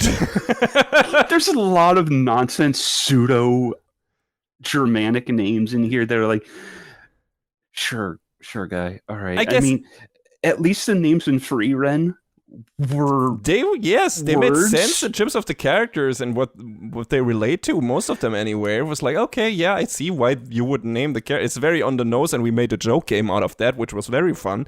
Which we will do again whenever Free Ren Season 2 drops. But, not every show does that, apparently. I was already wondering about the translation. I mean, Bloodmeister to Blade Master. Klingenmeister would probably have made more sense, although Klingenblatt would... But yeah, so... I feel like this show doesn't have as much of a grasp on the German language as Free Ren does. Like, the name of the kingdom that sends out the 14 lances is this, and I'm still not sure if I'm saying that right. Slalen? Yeah, it looks like Zalenden, but that's also not German. So I have no fucking idea what this is. And I mean, the way German is pronounced in Japanese is always... Yes, I mean, sometimes something. they get it down. Yeah, I mean, the same with English sometimes. And, I mean, it's the same for us when we try to pronounce certain Japanese words. So, who are we to criticize? But still, it's funny. It's just, I feel like I don't want to come across like an asshole making fun of it, but it's just funny hearing people just pronounce the stuff in a very weird way when you are a native speaker, and that just stays with it. It's not a criticism of them. Like, learning a different language is hard, and if you don't have a native speaker around when you create your show, I see that on US shows a lot as well, where it's like they hire people who are obviously not German native speakers, but they then have them speak German sentences, and it's like, okay, that's not even remotely convincing if you actually grew up with that language as your main language. And I assume it's the same for some people if you have a very heavy German dialect and try to speak English and then put that in a TV show and try to convince people that is an actually native native speaking English person. So, I mean, that goes both ways every time. Kind of reminds me of, I think it was... I can't remember the name of the game, but it was some old Japanese developed, I think, baseball game from like the olden days, and the names of the players on the roster were like nonsense. Like, they're trying to be like these Western American names, and it's like, okay, I think you needed to consult with someone. Just like, I think Howdy Baseman. I don't know if Shiono consulted with anyone on this, but it reads like it doesn't, outside of maybe the title of the show and Kainzel's title of Blattmeister. I mean, this is also a show, and that counts for every show that is created in a respective country. This is geared towards Japanese people, and how many people, how many Japanese people knew German to a degree where it like sticks out to them. So who fucking cares? And if it gets released over here, it's like, if you watch it, at least if you watch it with a dub, it's gonna be probably, if it is actually a German word, or if it's, released in the US, and if it's actually an English word, it's gonna be retranslated and spoken by a person who actually speaks that language, and then, it's not noticeable anymore. So it doesn't really matter. Like, I wonder how many Japanese people really are like, what? That is not how that word is pronounced. I have to feel like there is probably a non-zero number. Yeah, sure. You know what I mean? Yes. I mean, there are obviously not large, but no, but there are people who study different languages, of course. I mean, there are some people who probably are in their, I don't know, which semester of German studies in Japan, probably, or something like that, at least as a secondary course or whatever, and are like, what is this? Let's also not forget that every Übel single Blatt. Every single episode title is also in German. Really? Oh my god. Yes, with translations provided. I don't know if they are 100% accurate, but Okay, they are. John, we have to look at these. I need to see the episode titles now. Do we have a Wikipedia link or something? Because there we go. I'm very interested. Because this also has some summaries under each one. So. Okay, the first one works. Wouldn't be spelled like that, but that's how that kind of works. I guess that also works. But no, not really. I mean, no, that's not. I mean, the words are correct, but they're not in the correct, declination and in the right. Syntax is important. Yeah, exactly. Syntax is very important. Like so the second one, for example, it's unter Morgenmonde. So that means, according to the show, under the morning moons. So the correct translation would be unter den Morgenmonden. Oder unter den Monden des Morgens. But unter Morgenmonde doesn't make sense. Not entirely, but you still get the idea. The long rain, langer Regen works. Kernzel, of course, the name of the main character. The castle of the hero is perfect. Die Burg vom Helden, yeah, that works. That's good. That's actually proper German. Yeah. The name of the city, Stemwörlich. Maybe that is actually a German city that I don't know. I don't know what the reference is for this. So it would be really interesting. I should probably Google this. But he was one of the 7 heroes. So I don't know if they're just trying to, give him a weirdo goof name. But that doesn't ring familiar. But it could be a city. It could be actually a German character from history that I'm not aware of or something like that. I've seen that in anime before. So, Der leere Sarg, episode 7, absolutely correct. Heldmörder is not entirely correct. It would be Heldenmörder. So, yeah, but it's almost right. Young Leaves, junge Blätter is correct. Counterattack, Gegenangriff, also correct. With Feeling, Gefühl zu, nope. Would be Mitgefühl, or maybe mit Herz, with heart, something like that. It depends on the context. And the last one, New Sword, Neues Schwert, is absolutely correct. So it get at least half right. It's a passing grade. It's a passing grade, absolutely. That's definitely a C, I would say. So maybe C minus. So yeah, that's fine. I'm just not sure about some of them, but yeah, it went for it, and in half of the cases it worked. So good on them. I'm surprised. Yeah, so there's a lot of that throughout. Kainzel makes a lot of enemies as well as allies, as you might expect from being very edgy and very singular-minded in his goal. He ends up fighting with the brother of this Princess Ott and kills him, and then Ott swears vengeance, but then she finds out that what Kainzel did was kind of an act of mercy because her brother Klato was up to some not good stuff. So things happen with her as well. Maybe talk about that in a little bit, but a lot of this is just going from point to point, seeing parts of this world and fighting the 7 heroes. Like I said, we have encounters with Stemwörlich. Yeah. And then Kainzel has a run-in with one of the previous heroes, Glenn. There's your Chrono Trigger reference. He and Kainzel were kind of good friends back then, but Glenn sort of secretly hated Kainzel back when he was Asherit because he was just a super great swordsman. He was a very calm, even-headed guy back in those days. And he ends up getting killed by Kainzel and then coming back. Apparently it's weird and confusing, and it doesn't really make a whole lot of sense.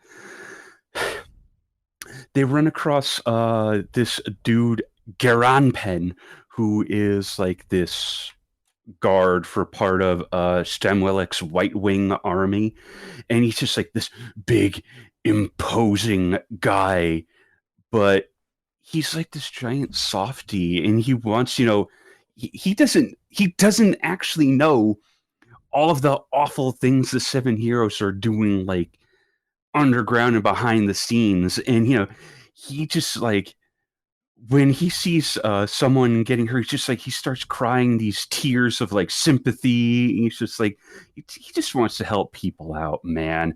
He ends up being just kind of a cool dude who gets done dirty, but then he gets done undirty, and he gets some superpowers later on. It's like, oh geez, okay, you got done right. So there's all that. The other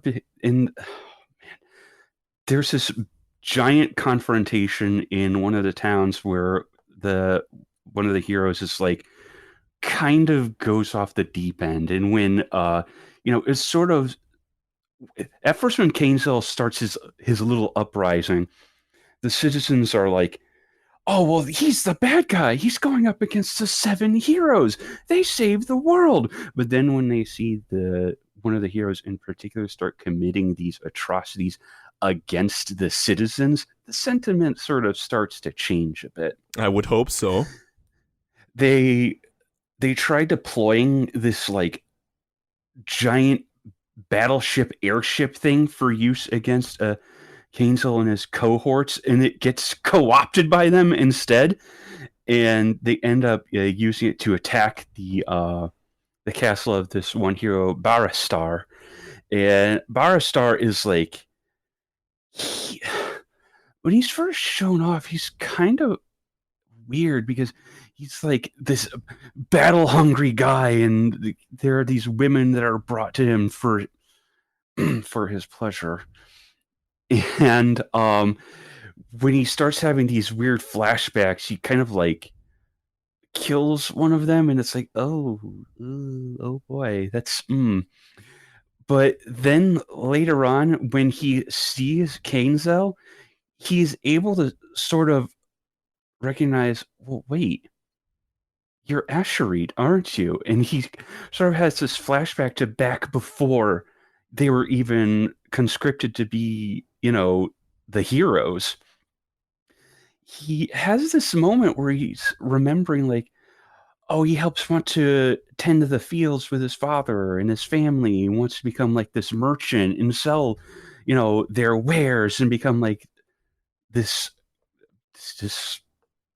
merchant guy. I'm very wordy there because I'm not phrasing things very well. Sorry about that.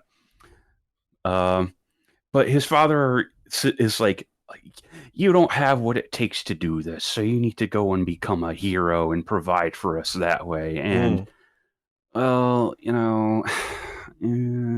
it's kind of works out, sort of, but it definitely sort of haunts him. Like it's like this weird repressed memory, but it also reads like he's sort of, oh God, not like Alzheimer's. What's the word I'm looking for? Shoot. Dementia? Yes. Almost like it's a dementia thing where he's doesn't have a full grasp on the formation of all of his memories, but seeing Asherit is like this trigger to be like, hey, I didn't want it to be like this. And he's like in his final moments, he's like very apologetic and sorry. And it's sort of, honestly, kind of this legitimately sad moment for this character. But Kainzel is like, listen, man, you cannot be suffered to live the way you are because you've done so many terrible things. And he kind of puts him down as almost like an act of mercy. So that's one really, what I thought was in particular a really strong moment in there. Sounds like you can at least like empathize with that character, even though he's a bad guy in terms of. Oh, on some level, yeah. Yeah. Or at least you feel, I don't know, at least feel sorry for him in a certain way. Maybe not necessarily empathize, but you can understand where, like, maybe his motivation came from and everything. And Yeah. so that's always I feel like that's at least something to give the bad guys a bit of substance. Mm. There's also one of the heroes, Elgnaha, who was The names in this show are out of this fucking world. I know, but he cast a spell on himself to create this giant wall that's like kind of separating out part of one of the world from the other. Whoa. Yeah, this massive wall, and this happens a little bit before, but he ends up turning himself to stone, and Cainzel he goes down into the depths of this like dungeon underneath the city, and he sees this, and he has to, in order to break down the wall, in order to get to the other side where all the other heroes are holding up and protecting themselves. I guess you could say he's kind of technically already dead because he turned himself into stone, man. But Cainzel has to break the spell by also putting him down.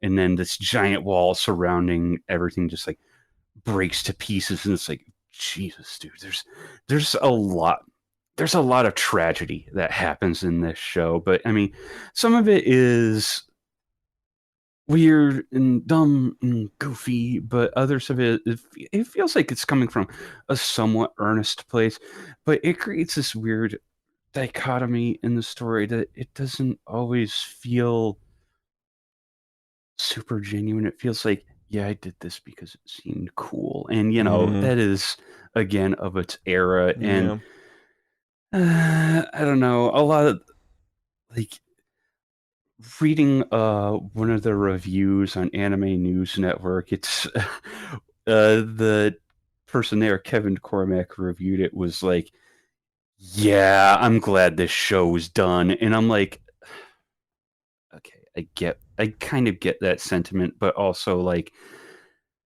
this is just trying to tell its story, and even though in anime form it's very incomplete, we got maybe a third of the way through it. I thought it was fine. It's nothing earth-shattering. It's not doing anything wholly new, but at least the encounters with one of the heroes in particular was a bit more interesting than the rest of it. I mean, seeing the turn of the citizens rally against the quote-unquote heroes was probably the big, like, oh, heck yeah moment. Like, everyone is starting to see, the monarchy, as it were, for what it is. Yeah, it sounds that's like as least a satisfying turnaround. It's like, finally people get it, right? That can be satisfying in itself. To like cut away the lies through the actions of the hero, even though he's not really interested in that. He's only interested in killing the bad guys, but he has a positive effect in that regard, I guess. So is Cainzel, at least at that part of the story, is he like a character that you actually want to root for? Like, he didn't feel particularly sympathetic in the first episode. He does also not to the other characters that are on the good side. So I wonder if he actually becomes someone where, like, yeah, that's a guy I could hang with, or at least I aside from his revenge-driven plot, that's a character I can sympathize with. I mean, like, some of the characters like PP and Altea and Veed and Ott sort of start to see that he can be a decent guy, not through any revealing of his own. We see all of that in flashbacks where, he was a generally pretty nice guy, and he just wanted to go with the other heroes to fulfill his duty, and then, he almost got killed. So I mean, the whole betrayal stuff just broke him from, as a in terms from a character standpoint. I totally get that. I understand why he's driven to revenge and everything. Like, everything, all his ideals and all his optimism, I guess, and his positive outlook on the world was just completely destroyed by how these people behaved. So I totally get that. His smile and optimism gone. All his apes gone. But you can't. I mean, you can, but there should always be more to the main character than being like this rough. I am mission driven guy. Like the good journey of this is he is that character and he has his mission, and then he comes into contact with other characters that show him there is still more for him in this world, in this life, than this mission for revenge, which is exactly the story that Berserk is up after a certain point. Like, Guts is on his single-minded, revenge-driven mission to kill Griffith. And then he meets his new party. He meets Shirke, he meets Serpico, he meets... why can't I think of the other characters' names? I'm so bad with characters' names. But, he's new Farnese and Isidro. And Puck, of course. Puck is one of the most important characters that lead to a turnaround for Guts. But, that's his story, at least up to the point until Mura left us. And that made him also such a compelling character because he's kind of unsympathetic and an asshole when we meet him. And we only learn later why that happened. And after we learn that and can already empathize with him, he has already started to change due meeting Puck and meeting a couple of other people. And especially when he meets his new party and becomes friends with them and everything, and they support him, he becomes he is on the way to becoming the old person, the nicer person that he was for a while in the Millennium Falcon arc. Millennium Falcon, no. What? In the flashback arc, I forgot, Age of the Falcon or whatever. I forget what the name of that famous arc is that has now been done to death in a series and a movie, and 3 movies. But that is an compelling character story. The problem is if you leave characters in whose main mission is the revenge stuff, leave them being like these stone cold badasses, and then treat the other characters like assholes or side things or whatever. I feel like then it becomes a bit difficult to root for them. I feel like if they interact with other characters, if they are just alone and only face the bad guys, that's a different story. Then you don't have to do that. But if you have them interact with characters that are not part of the revenge mission, I feel like you need to show a more sympathetic side to them of your main character. So I wonder if Kinzel actually shows that. I mean, he's cooperative at least. Okay. I mean, maybe there's a bit more of that in the later chapters of the manga. I'm not sure.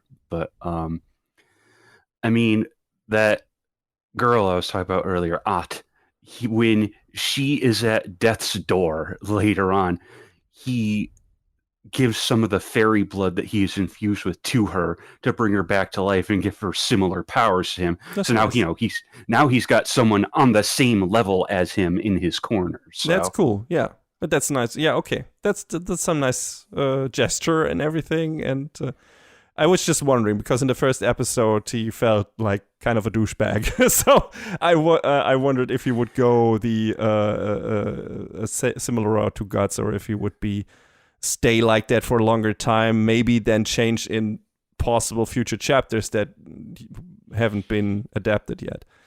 But sounds like he's already on his way there, maybe. It feels like in this first third, it's a very slow turn. But again, that could speed up later on. Hey, Satellite, maybe finish your adaptations, please. Yeah, please, especially Sakugan, now that we remember the name. Another question.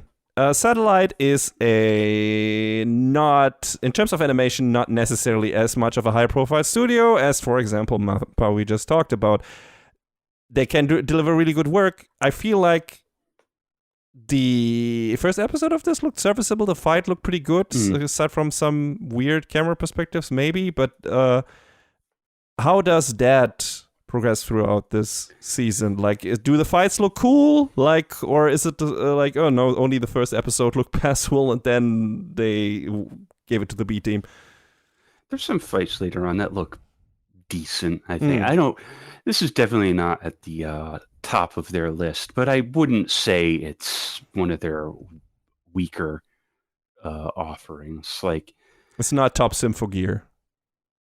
No, it doesn't. Okay. Symphogear is weird to me because I feel like the first season looked the best when they had another studio backing them up. That is true. Yeah, the first season did look the best. That is not. But I don't think it ever looked outwardly bad. No, I mean there's some episodes that are definitely, in terms of, I don't know, people who worked on it a lot or time or budget dedicated to it, definitely on the lower spectrum where you have very low impact fights, I guess, or you know, not where it's very like the fight against the noise and everything, or something like that. In some episodes, where it's like, okay, this feels like people just raising their arms and, you know, striking with a sword once or whatever, and there's no intricate choreography or some weird, some wild camera pans or whatever in it. But I feel every season had at least a couple of standout moments animation-wise. Oh yeah. Where like the satellite went full ham and it looked really good. I feel like the biggest number of them might still be in episode 1, excluding the actual transformation sequences of the girls, because I feel like those get better with every season. I feel like they went all in on those. Exactly, especially like in the last season, those look fucking insane. So I feel like that is the outlier there, but aside from that, I probably agree that the first season looks the best, yeah. But yeah, I feel like throughout Übel Blatt, the quality of the animation was at least consistent. Mm-hmm. So I don't feel like there was anything that really horribly stuck out in a bad way. So yeah, I was able to watch it and not look at anything and be like, oh, that doesn't look good. Mm-hmm. I was just like watching and be like, oh, okay, sure, fine. Mm-hmm. It looks decent and it is what it is. But so, would you recommend this to some people, certain people? Will you watch a second season if it gets produced? I might check out a second season if it gets produced. But again, you know, who knows? Again, who knows if that'll happen, number one. And number two, I feel like if you're looking for something like this, it's a little darker and slightly more edgy, yeah, you can probably derive some level of enjoyment from it. Like I said, I think this is a pretty solid 6 out of 10, maybe, if I were to put a number to it, which I don't really like doing, but I did enjoy this for what it was. You know, again, it's certainly not high art or absolute cinema. Yes, I put my hands up like the meme. But if you just want some dark fantasy anime, yeah, it'll fill that role for you. Where can people watch it if they want to? You can watch it on High Dive, and I believe the show actually has a dub now as well, which is cool. In an age where less and less shows are getting them, High Dive and Sentai Filmworks are out there doing their best to dub shows. So neat. Yeah, check it out if you want something that's a little grittier and definitely not inspired by the video game romancing saga 2 Shut Up, Don't Worry About It.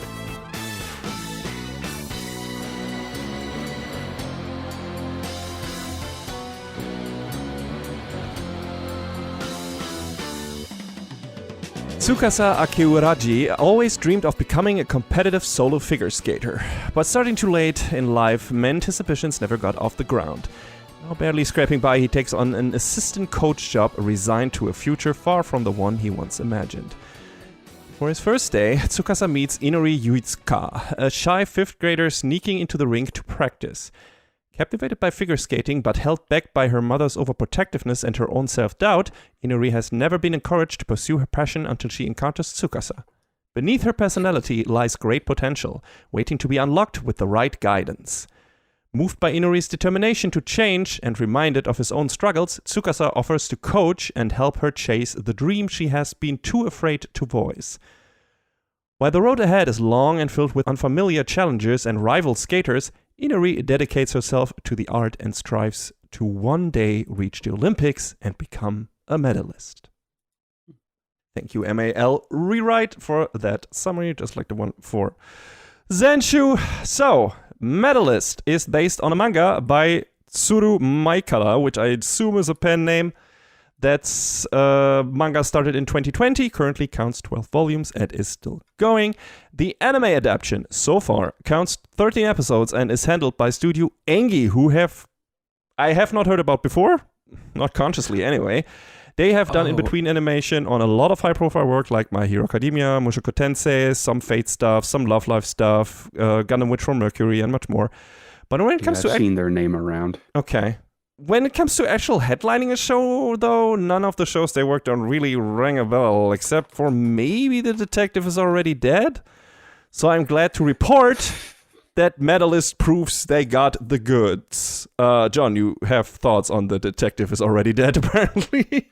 It was a show that exists. Okay. It's apparently getting another season for some reason. All right, well, I guess... judging from Medalist, the animation must have at least been good on it, so... It was pretty. There you go. The director of Medalist is Yasutaka Yamamoto, who also directed Hinomaru Sumo, Servant Service, the Valkyria Chronicles anime adaptation, among other things, and also did storyboards, episode direction, and key animation on many other projects like Squid Girl, Tokyo Mew Mew, or Blue Exorcist. The series composition and screenplay were handled by Yuki Hanada, who you should be familiar with, John. Ooh, really? He did the same thing for pretty much all of Love Life and its spin-offs, and also Sound Euphonium, Steins Gate, and more.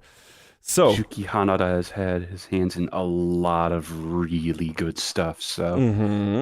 And he delivers here. The soundtrack was composed by an even more familiar name, Yuki Hayashi, Mr. Haikyuu in My Hero Academia. Oh. He is definitely one of my faves in the anime music composer landscape, and he did not disappoint here either. Aside from handling the score, he also did the insert song composition and arrangement for 5 of the songs played in episode 5 and 8 of this show. Oh, wow. Yep. And yeah, this show is, of course, a sports anime. Who would have suspected CC would review a sports anime this season? Ain't no way. Ain't no way, for real now.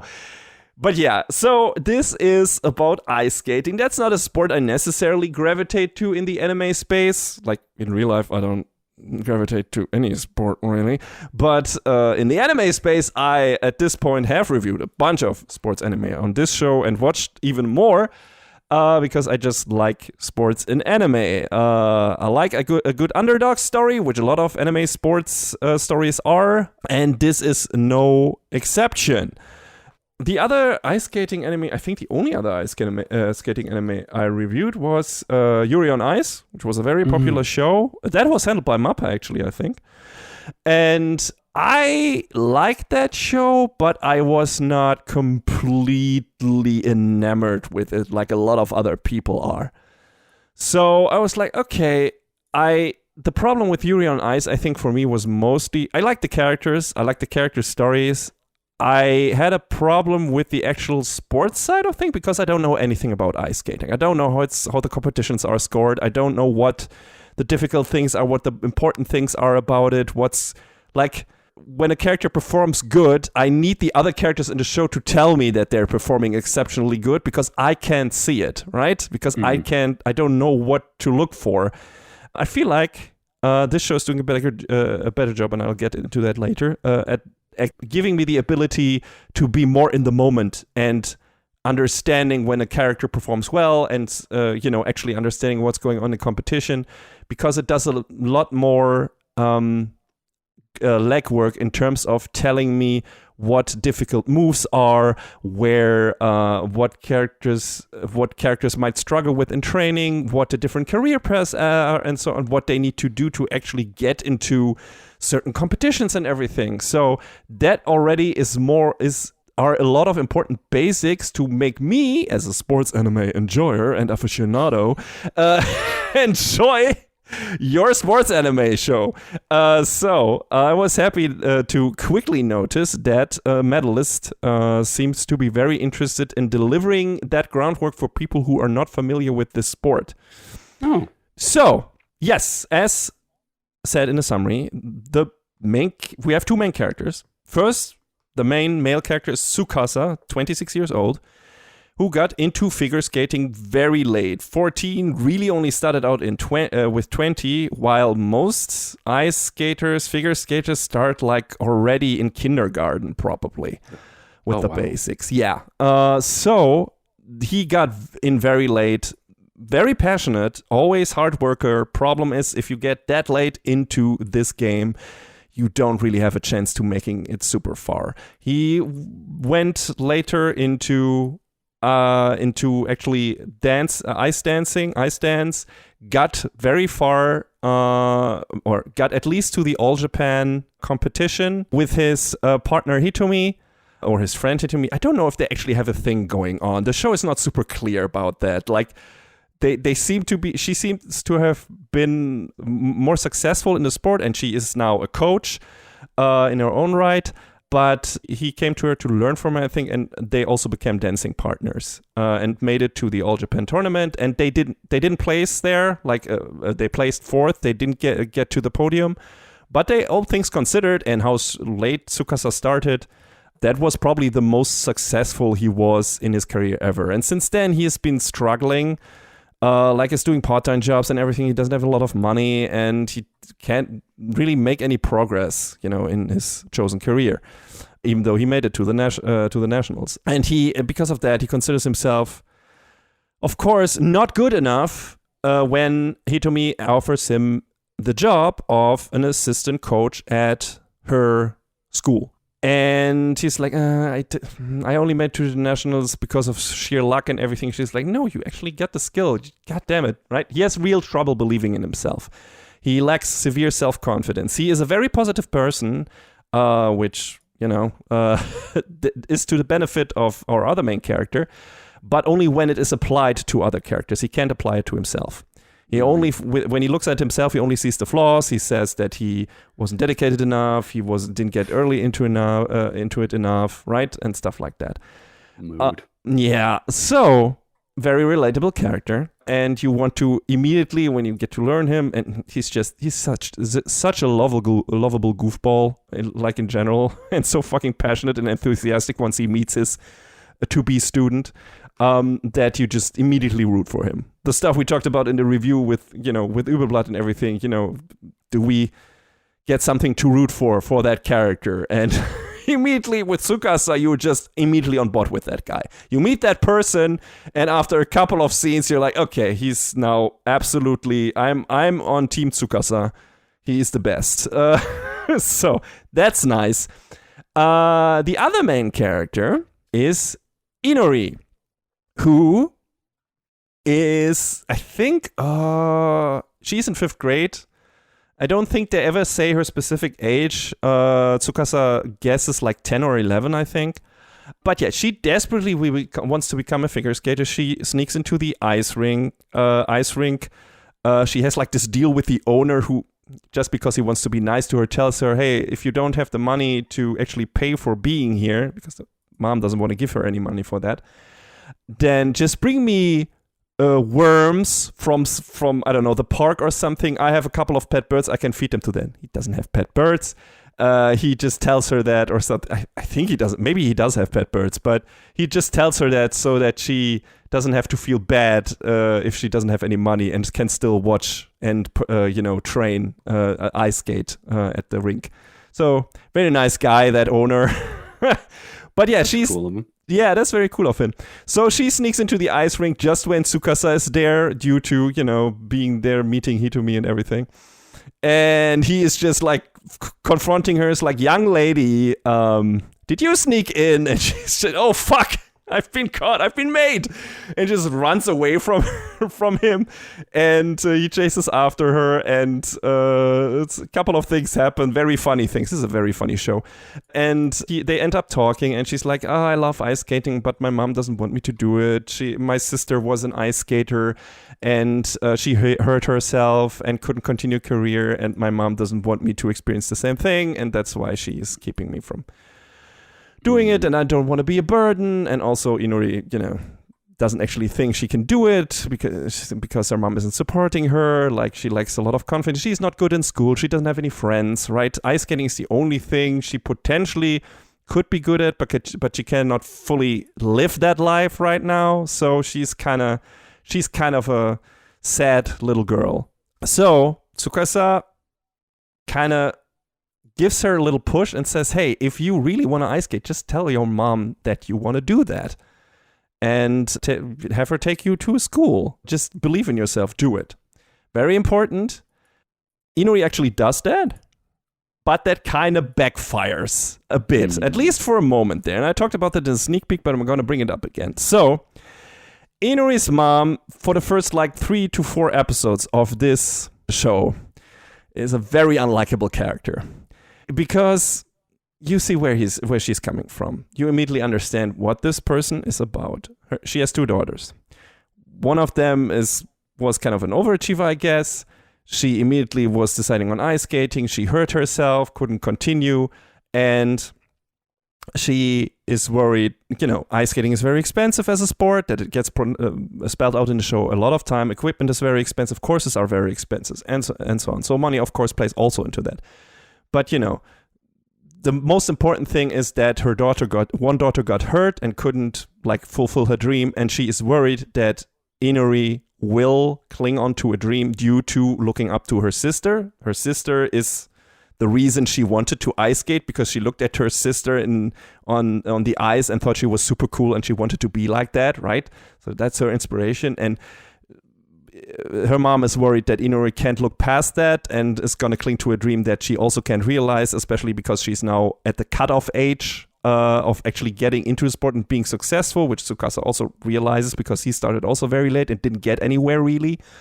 So, if Inori wants to start, she has to start now. And her mom is this roadblock, understandably from a certain perspective, but she is very selfish. It's obvious that she's doing that because she doesn't want to see her daughter get hurt.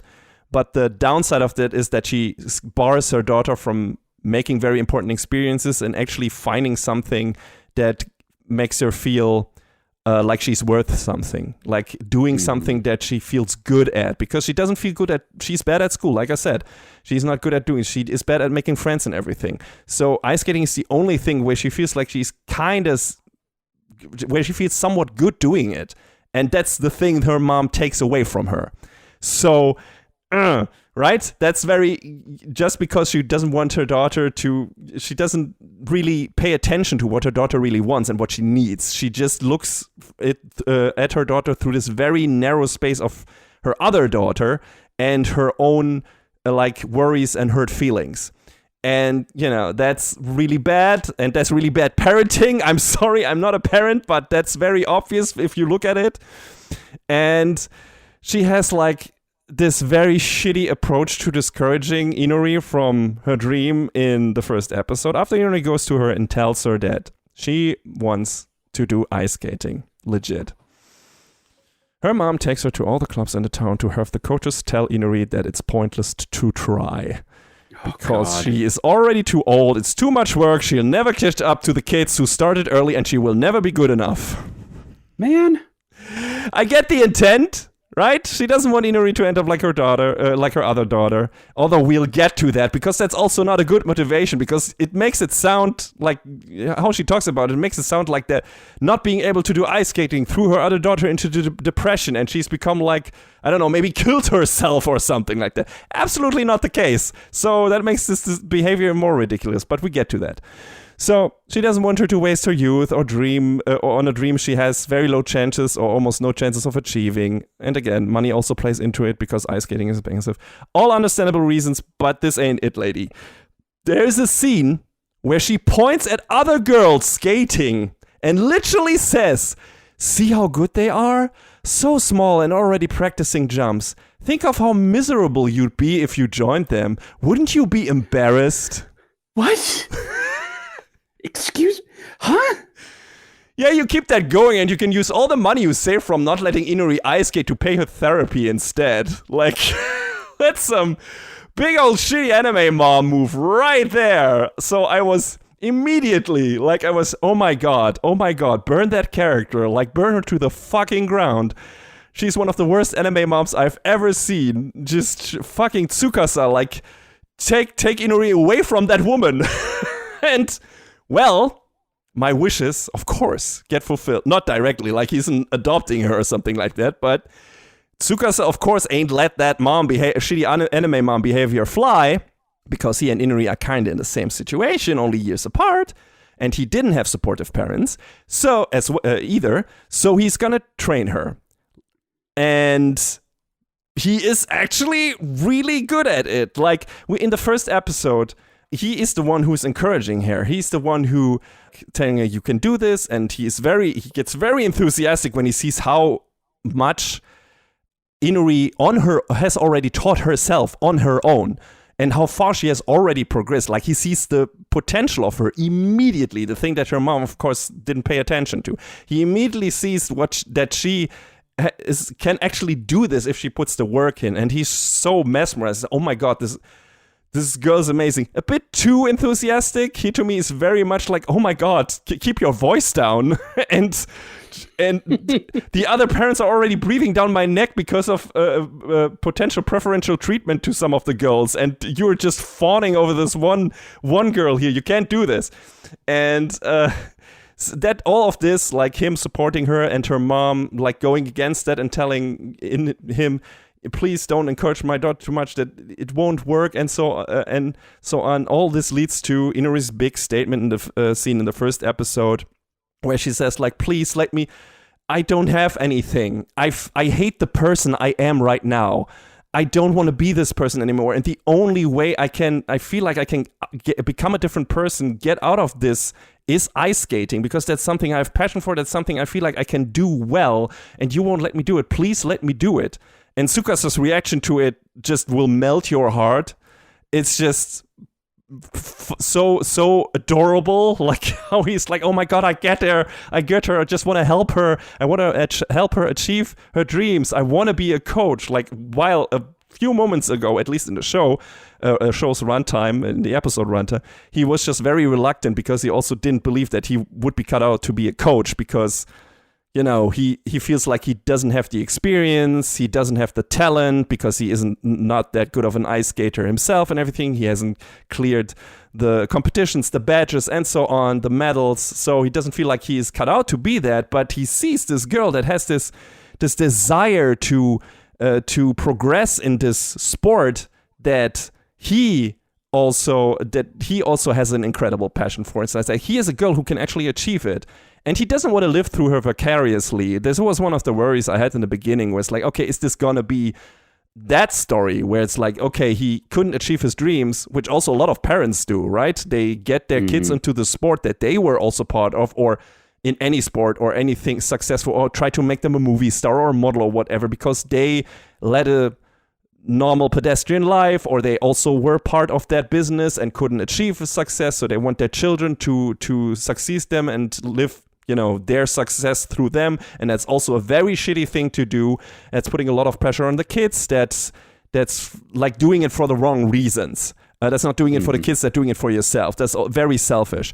So I was worried that this story would go also that way, like that he is only doing it because he didn't achieve it, so he wants to achieve success through Inuri. But that's absolutely not the case, because that's not the guy that Tsukasa is. He's just happy to see someone who is kind of in the same situation that he was in, but with the same drive, but that he now can make a change in that person's life by being the support that he never had, and by teaching that person the things they need to learn, and just being that kind of positive force in their life. And he sees that he can be that for Inuri, and he is like, I'm gonna train her. And her just so desperately asking her mom to accept her passion, to accept her will to do this and her dream. He's like, okay, that's it. I'm just gonna take this girl to the nationals. I'm gonna make her a medalist. I'm gonna make her the best skater in the fucking world. He's just, okay, I'm gonna do it, and that's great. And I immediately fell in love with these two characters, and they're a great team. And that is like the most important component of this show, is its two main characters. There are a lot of other cool characters in the show, but the team of Inuri and Tsukasa is so good, and their dynamic is so great and so wholesome. Like, they have this incredible positive teacher-student relationship without any, that was the other worry I had, without any icky subtext to it, which, considering her age, considering his age, considering he's a man, she's a girl, and how some anime go when it comes with age differences and everything. There was also something I was like, oh god, is this gonna turn into this kind of icky love story? Nope. Oh, I'm really glad to hear that. Yeah, I was so glad when I mean, this first season doesn't adapt the whole manga, so it's still not. But just in terms of tone and what it's doing right now or has done in this first season, I'm very confident to say that it's not where the story intends to go. And it's just this wholesome tale of a guy who wasn't able to cut it because of lack of confidence and lack of support in his chosen passion, profession, dream. And now he finds this second chance in a girl who is in kind of the same situation, and that can he be a force of good for. And can actually help achieve what she wants to achieve and become the person that she wants to become.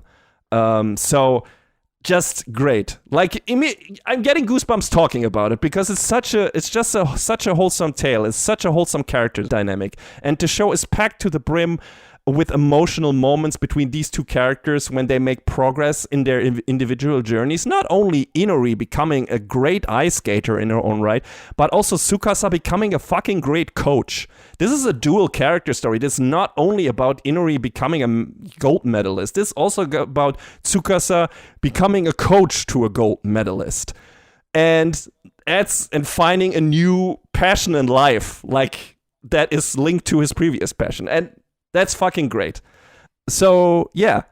Again, all these scenes where she makes progress and he just being so happy about that are so fucking cute and adorable. And Inori just has this smile that lights up the entire room.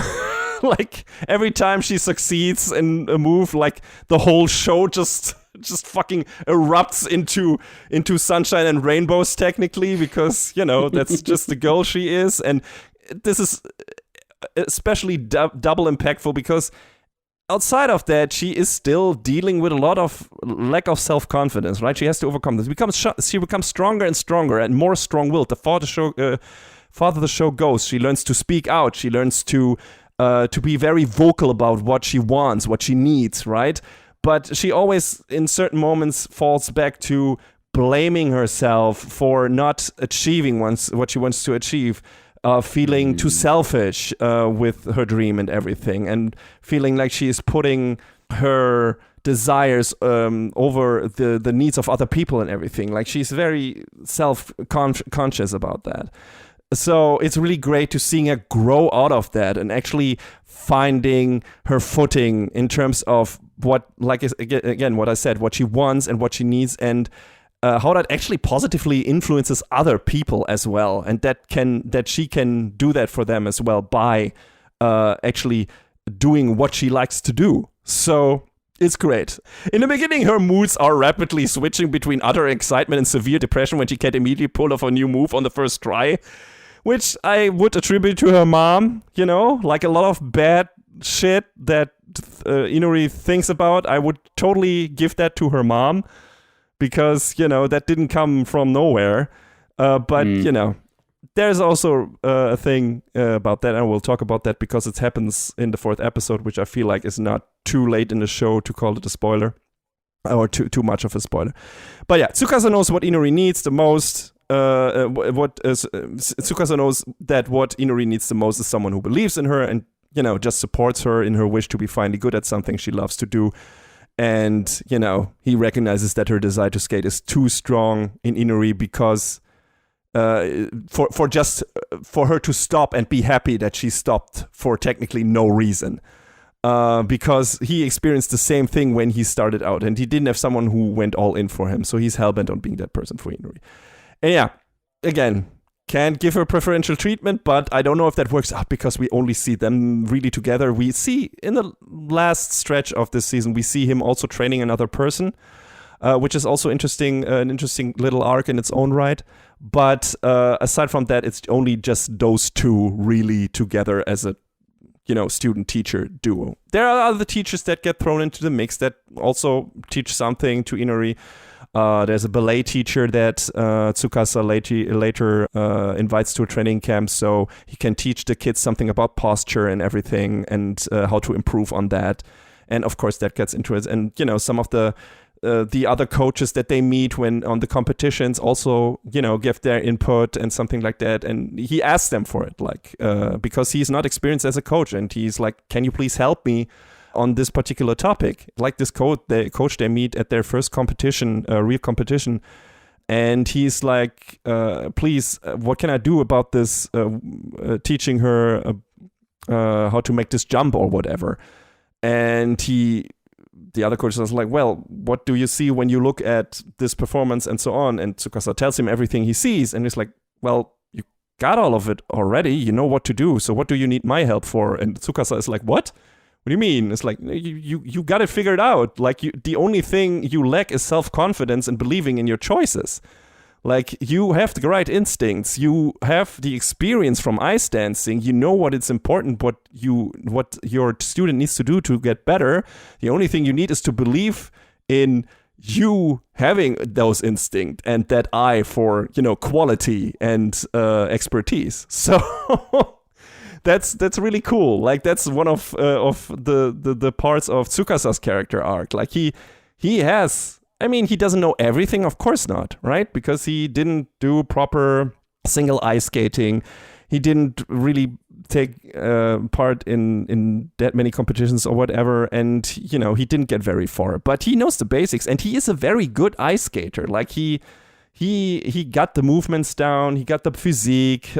He has the right inspiration, which we'll get to. And, it's just he doesn't believe in himself enough. So this is also, and through, seeing Inui succeed and him being a good coach, he slowly, of course, progresses in that and gets better at that. So that's really cool. And he, when it comes to Inui, it very quickly shows that he is a good teacher, like, through his actions, even if there is self-doubt. Like, for example, he knows how to encourage her. He knows when she is shaken and lacking confidence. He understands when he needs to push her regardless, because not facing a challenge would do more damage than failing it. And he knows how to calm her nerves and help her refocus. He's just natural, really, at that. He knows how to handle her. He knows how to handle her different moods, and he knows what button to push to actually make her progress at the right moment, at the right time. So never be too forceful, never be too delicate, just the right kind of approach for each given situation. He's very adept at that. And again, the only thing he lacks is self-confidence in his own skills. So, yeah, just like his student, really, because that's the main thing that Inori also lacks in the beginning, was like confidence in her own abilities to do this. But she has Tsukasa to get her there. And Tsukasa has partially her and some other coaches who help him realize that he also has the skills to get her there. And they developed this really, really cute ritual when, of course, Inori is always very nervous, like in the beginning of a contest, of when she has to do a badge test and whatever, or when she has a competition. So to calm herself down, she develops this ritual of holding the cords on Tsukasa's hoodie to calm her nerves, like right before she has to go on the ice. And then she ties this to like this bow, like if she would tie a shoe, and there's a reason for that, and I won't give that away because that's a nice, very nice emotional moment at the end of the first season. But it's very cute. Just the whole dynamic was just, like I said, very wholesome. Very soon after she starts out, Inori meets one of the other important character, and technically her goal, her goal to match, who is Hikaru. She is like this upstart skate prodigy, the same age as Inori. She is, of course, much more advanced than Inori. Inori is on prelim level, and she's on novice already, and already on her way to Olympics. But she's a very cool person. She's not stuck up or anything, and doesn't look down on Inori. She's just like, hey, you that getting into the sport that late, that's super cool. I want to ice skate with you and everything. And Inori is immediately she and Inuri immediately hit it off. And not only does that make her Inuri's ostensible first friend, but it absolutely fans the flames of the fire under Inuri's ass. She now considers Hikaru the person she wants to be able to beat, with the ultimate goal of becoming the best skater in the world and a gold medalist, of course. Title drop! So, yeah, that's her goal now. She wants to be as good as Hikaru. And yeah, that's the probably how the manga is going to end eventually. I mean, she's not even remotely close to getting there. Like at the end of the first season, she barely, or she just achieved the permission to compete on the same level as Hikaru. That's where the first season ends. But we'll see if she how she gets there and when they actually compete against each other. But so far, she is like this lofty goal that Inuri has set for herself and that she wants to achieve. Inuri, small side thing, Inuri can be very intense. Like when she desperately wants Hikaru to teach her how to jump, she's like, very much, you need to teach me how to do this. I don't have any time. I need to get better. And you're the best. Please teach me. Oh, no. It's very adorable. But it doesn't really put Hikaru off. She just does like, I don't know how to teach that. I'm not a coach. But, you'll get there. So she's also encouraging Inuri. And Inuri doesn't like practicing her choreography in front of people because she feels like they are laughing at her. So Tsukasa suggests they skate together so she can hide in his shadow.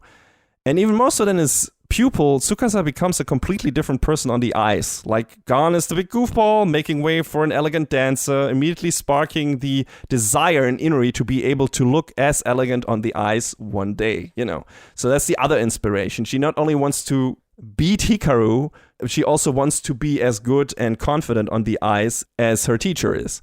And she has like these clear two main goals that she wants to achieve. It's like, okay, I'm gonna be the best ice skater in the world. I also want to be like as cool as my coach. I want to be as cool as Hikaru. And she has these clear things now finally in her life, something she wants to strive for and something she wants to go for. Not all coaches and students have such good synergy though. There are Mario and Ryoka, for example. Mario is a bit brash and likes to tease Ryoka, and Ryoka is a little wrecking ball of fury. Regardless, Ryoka, who likes cats and thus likes to be called Mittens, immediately takes... Okay. I mean, that's the translation. I think in Japanese it's Mike-chan. But immediately takes a shine to Inuri, and thus Inuri has made another friend. Yay. Though it's not easy to survive Ryoka's blast of destructive energy unscathed, especially when Inuri gets a bit on her bad side and they become rivals for a while. But yeah, also fun character duo and kind of prominently featured in the show, like at least in the first and second half. Tsukasa also teaches Inuri how important it is for her to make her own choices in training and competitions. This is very important. He's not like this dictator in terms of his teaching style. He doesn't always say, you do this, you do that. He's like, okay, you have these two choices. This might not net you as much points, but you have higher chances of succeeding here. If you combine these techniques and stuff like that. These would net you more points, you would stand out more, but these maybe have a higher chance of succeeding. I won't dictate what you go for. This is up to you and the work you put in. I'm just telling you, just from expertise, this would do this and this would do that. He likens it to desserts, right? That's a very funny analogy. He gives her like this example. Hey, is this a dessert, and this does this, and this does this. So both are good, but depending on what you want to do and what you want to learn, one might be better than the other. And this is how you should choose our next steps, right? And he's not the one who decides it just on his own. He asks her what she wants. And that's very cool and a very good way of teaching, actually. So I like that a lot. And in regards to training, the show fast-tracks Inuri's training for the sake of having her perform in the first competition in the first 4 episodes. Like, she makes progress very quickly. Probably a good choice considering the short runtime of the show, at least, first season. But it feels like at the beginning of the show, like Inuri is just like all of this comes naturally to her because we don't really see her doing moves like training certain stuff over and over again to get better, which she obviously is doing, but we don't see that. We just have to assume that. And since it's so rushed, you get the feeling like, oh my god, she's a prodigy. She's so fucking good. She doesn't have to do anything. All of that flies to her. Like, she gets better and better and better and better. She hits a bit of a brick wall later in the show, like in the middle part, a bit of it, but not too big. And several small ones in between. But there's never like this real crisis of oh my god, I will never succeed anymore, really, aside from what her mom is doing, obviously, to her. But that was a bit of a thing where it's like, okay, maybe if we took a bit more time showing her progress and everything, it would feel a bit more realistic, and not as like she was always destined to be the new star or whatever. So that was a bit of a thing where it's like, okay, maybe this can be contributed to the show only, or at least the first season only being 13 episodes, right? And maybe they wanted to get to a specific point, and maybe it's longer in the manga, I don't know. But it's not that big of a problem, because, you know, you can assume that she did most of the stuff a lot of times, and, you know, Tsukasa is just a very gifted teacher and everything, so that's how that panned out. But yeah, I appreciate the show teaching the viewer a bit about how scoring works in ice skating. Again, that was one of the things that disconnected me from Yuri on Ice. I understood when characters were performing well or badly due to the scores, but I didn't understand why. And in here, it's like, okay, this move gives you this kind of score. But if you do these combinations of moves successfully, you definitely get a passing score, but those moves are harder to execute. But you don't have to do as many moves that can go wrong, right?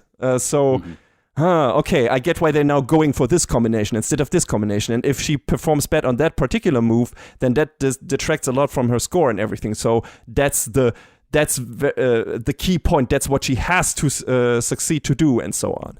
So that immediately, me understanding more of how the performances work and what the important parts of the performance are, gets me immediately much more invested in the competitions and performances themselves, because I can follow along now. I can know now where the important moments in the performance are and what Inori needs to do to succeed to get to where she wants to get. So I like that the show put the time in to actually, you know, introduce me a bit more to these kind of details to ice skating. Another character in the show that is not featured as prominent but is, of course, important is Inori's sister Mika, who is the complete opposite in terms of character. Much more extroverted. But yeah, also sounds like she isn't harboring any resentment towards putting that much time into ice skating, even if it didn't pan out. She's studying abroad in Canada, making steps forward in her modeling career. So, Mom? What exactly was the problem again? Looks like it worked out all anyway. Why did not let have Inori that experience too? Like, even if it doesn't pan out, apparently it still worked out. Maybe because Inori wasn't good in school and everything. But these were the moments where it's like, what is your problem, lady? Just bad anime mom syndrome. Yes, apparently. But thankfully, not for too long.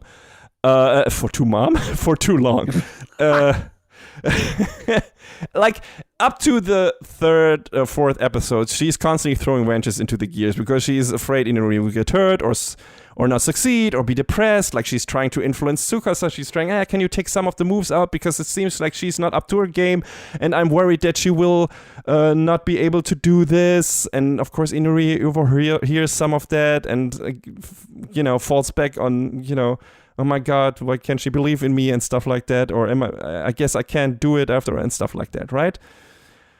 Just support and believe in your child, you shitty parent, for fuck's sake. Like, she only wants her to skate. Yeah, only wants her to skate until middle school too, right? Because she's still considered, it's just a flight of fancy and whatever. And yeah, it's just frustrating, at least for a while.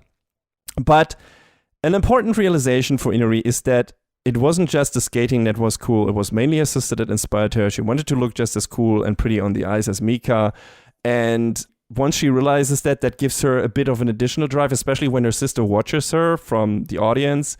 And one of the most important things Tsukasa tells Inori, and which is exactly the attitude her mom should take, after Inori has fallen and isn't able to do the moves she learned right before she has to do it in a competition, is don't worry about falling. it's fine. It's okay to be anxious, but if you fall, you get back up and go on as if it didn't happen. Even if you blow the entire competition, it doesn't matter. I won't be mad. We'll just try again.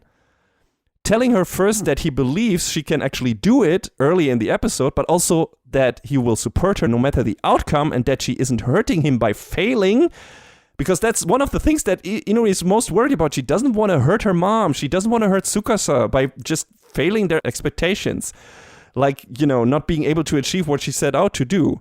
That's, Tsukasa telling her that she doesn't have to worry about that particular thing is the most important thing an insecure kid like Inori who worries about being too selfish and he is not as confident as her sister needs to hear. No matter what happens, the people who love and support you now will still love and support you after. And he ends his speech with, now knock him dead, kid. What a guy. This is a classic Rocky moment. Fucking amazing. And Inori's first competition is a sight to behold. As expected, it doesn't go perfectly, but just like Tsukasa told her to do, she gets up immediately after she falls and delivers not only what she trained, but also a little extra. The music is great. The animation is stellar. It's awesome. I was yelling, come on, you can do it. I had to verbalize it. I was just so engaged. And yeah, this performance is the thing that finally brings her mom around. Her mom finally realizing that she has a strong daughter and that she was really only worried about getting hurt herself instead of paying attention to what Inori actually wants or needs is one of the best emotional moments in the show so far, up to that point.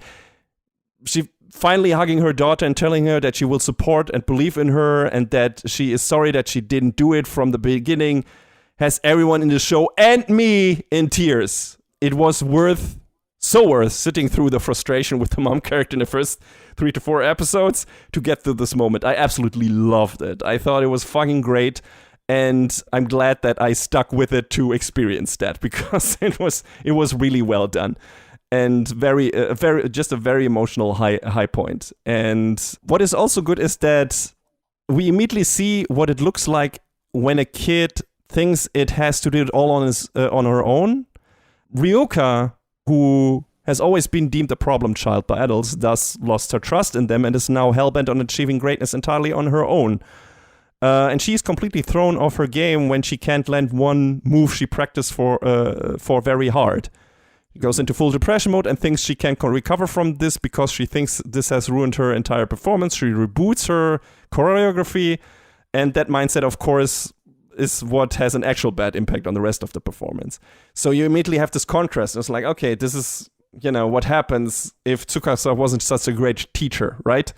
I mean, Mario is still a good teacher, but, she doesn't quite have a handle on what Ryoka needs yet. That, she has a good talk with her after that thing goes wrong. And even though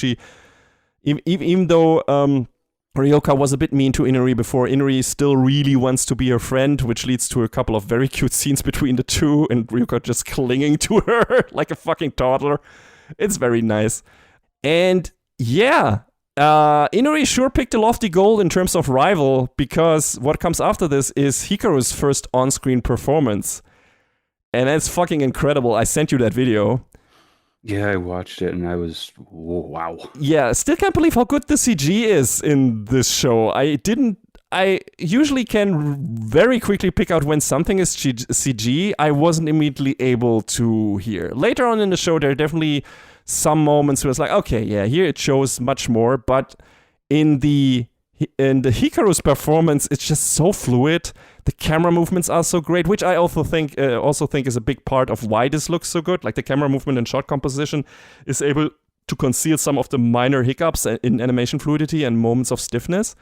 But just in general, that those 2 minutes of performance, or however long it was, just fucking stellar. It's just such a good choreography. It looks so smooth, and just focus on the right moments and the audience reactions and everything. The music is good, and yeah, this is probably the best the show looks in its first season. It's just amazing.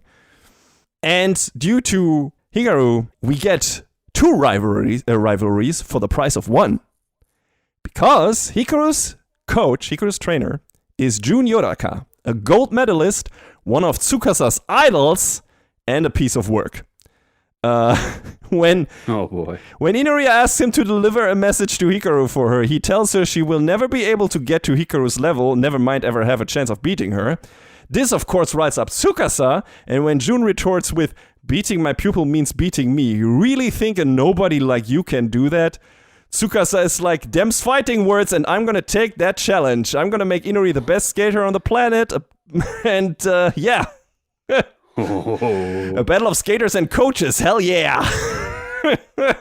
So that's the thing. That's what I meant. You not only get like an underdog story for the student, you only get one for the coach, who has now his own rival, who is he is deeply emotionally connected to, because seeing Jun perform at the Olympics is what got Tsukasa into ice skating. So he has to basically overcome or get better at coaching than the ultimate lofty goal that he had when he started out ice skating. So that's really cool. That's a goal. That's a challenge. That's what I like to see. That's something to strive for. A thing I noticed on this show is that the translation is sometimes really loose, or often even. In one scene, another kid asked Inori if she plays video games, but the subs say, do you watch anime? And there were several other moments where I'm pretty sure something very different was said than what was appearing in the subs. I don't know if they're dub titles, I don't even know if there is a dub. Otherwise, I mean, I'm fine with loose translations as long as they don't fuck up what the respective scene is trying to convey. There's this one scene in the German dub of Cowboy Bebop where Faye, I think it's the first episode with Ed, and in the original version, Faye promises Ed that she will take them with them or something like that if Ed does something for them or whatever. And at the end of the episode, she just wants to get away, and she doesn't fulfill her promise because Faye is a shitty person. But she just wants to get away. And in the German dub version, they made it sound like the others others of the team are trying to stop her from going back to Ed, and she's like, I promised her. It's like, that is the complete opposite of what the scene is doing. Like, what are you doing? What the fuck?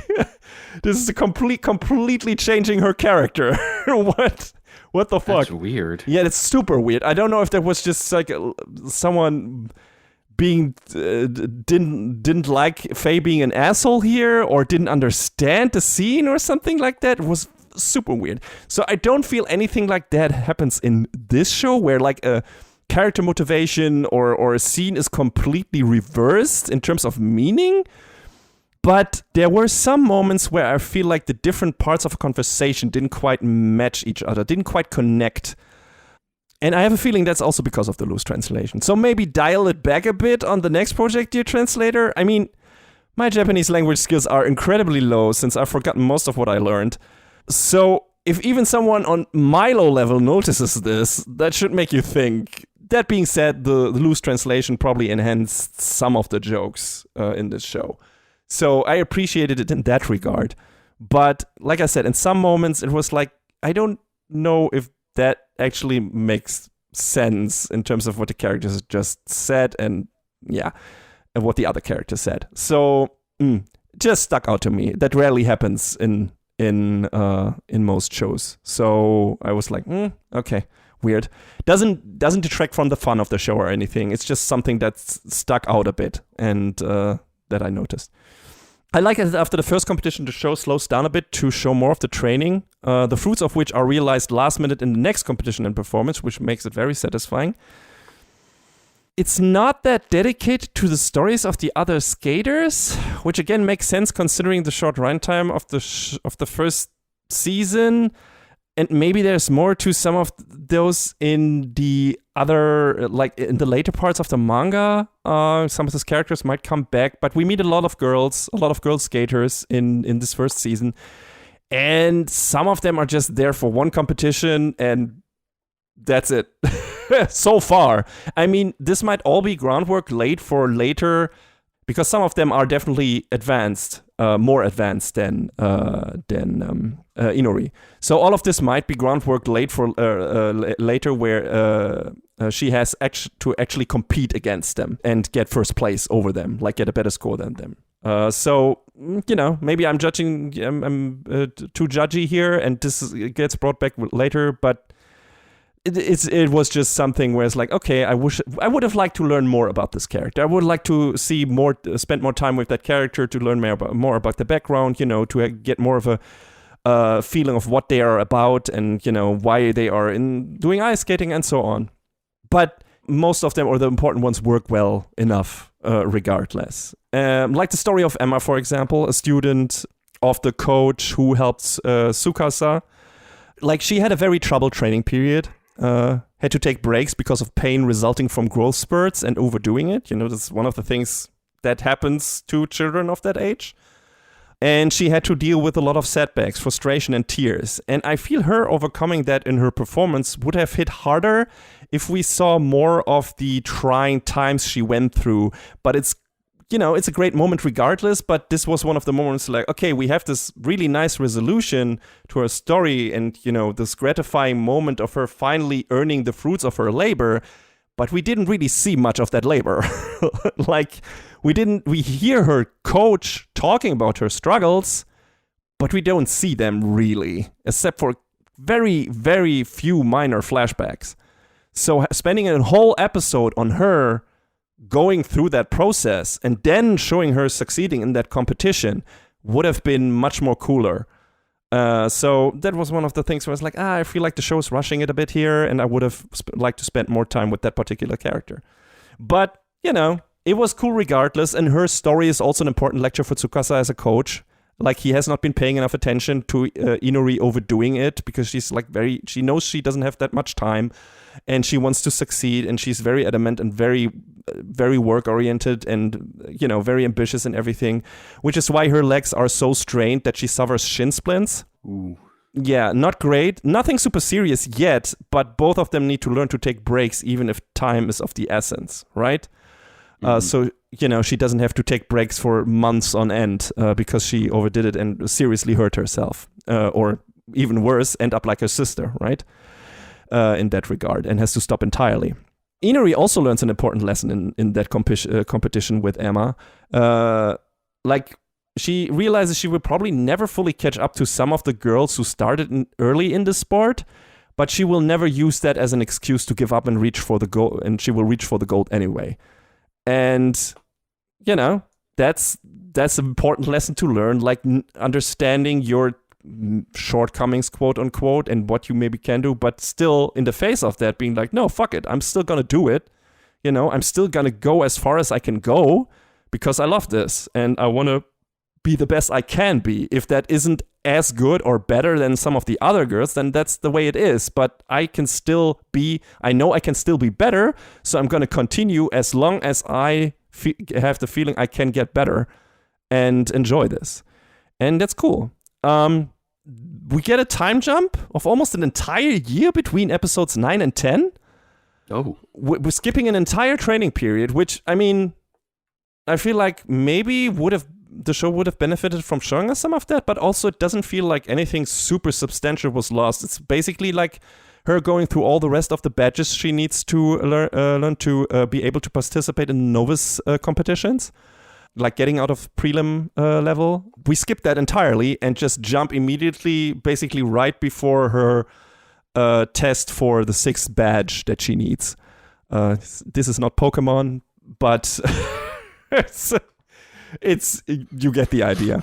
So at that point the focus is shifted, not entirely shifted, but the show focuses a bit on another character as well, who gets introduced pretty early on and who is also interesting in his own right, who is Ryo.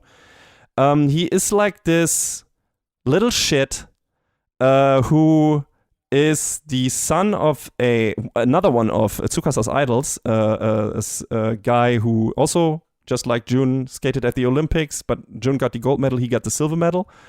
And Ryo is like this super, like, I don't know, stuck-up child. He's like, he got a successful father, he is of money, I guess, and he is he got into ice skating very early because his dad wanted him to do it and so on. And he looks down on other skaters, of course, especially Inuri. He's like, who the fuck are you, right? that is his behavior towards her. And he feels like he knows everything and everything. So when we first encounter him, he's a very unsympathetic little kid. He's very annoying.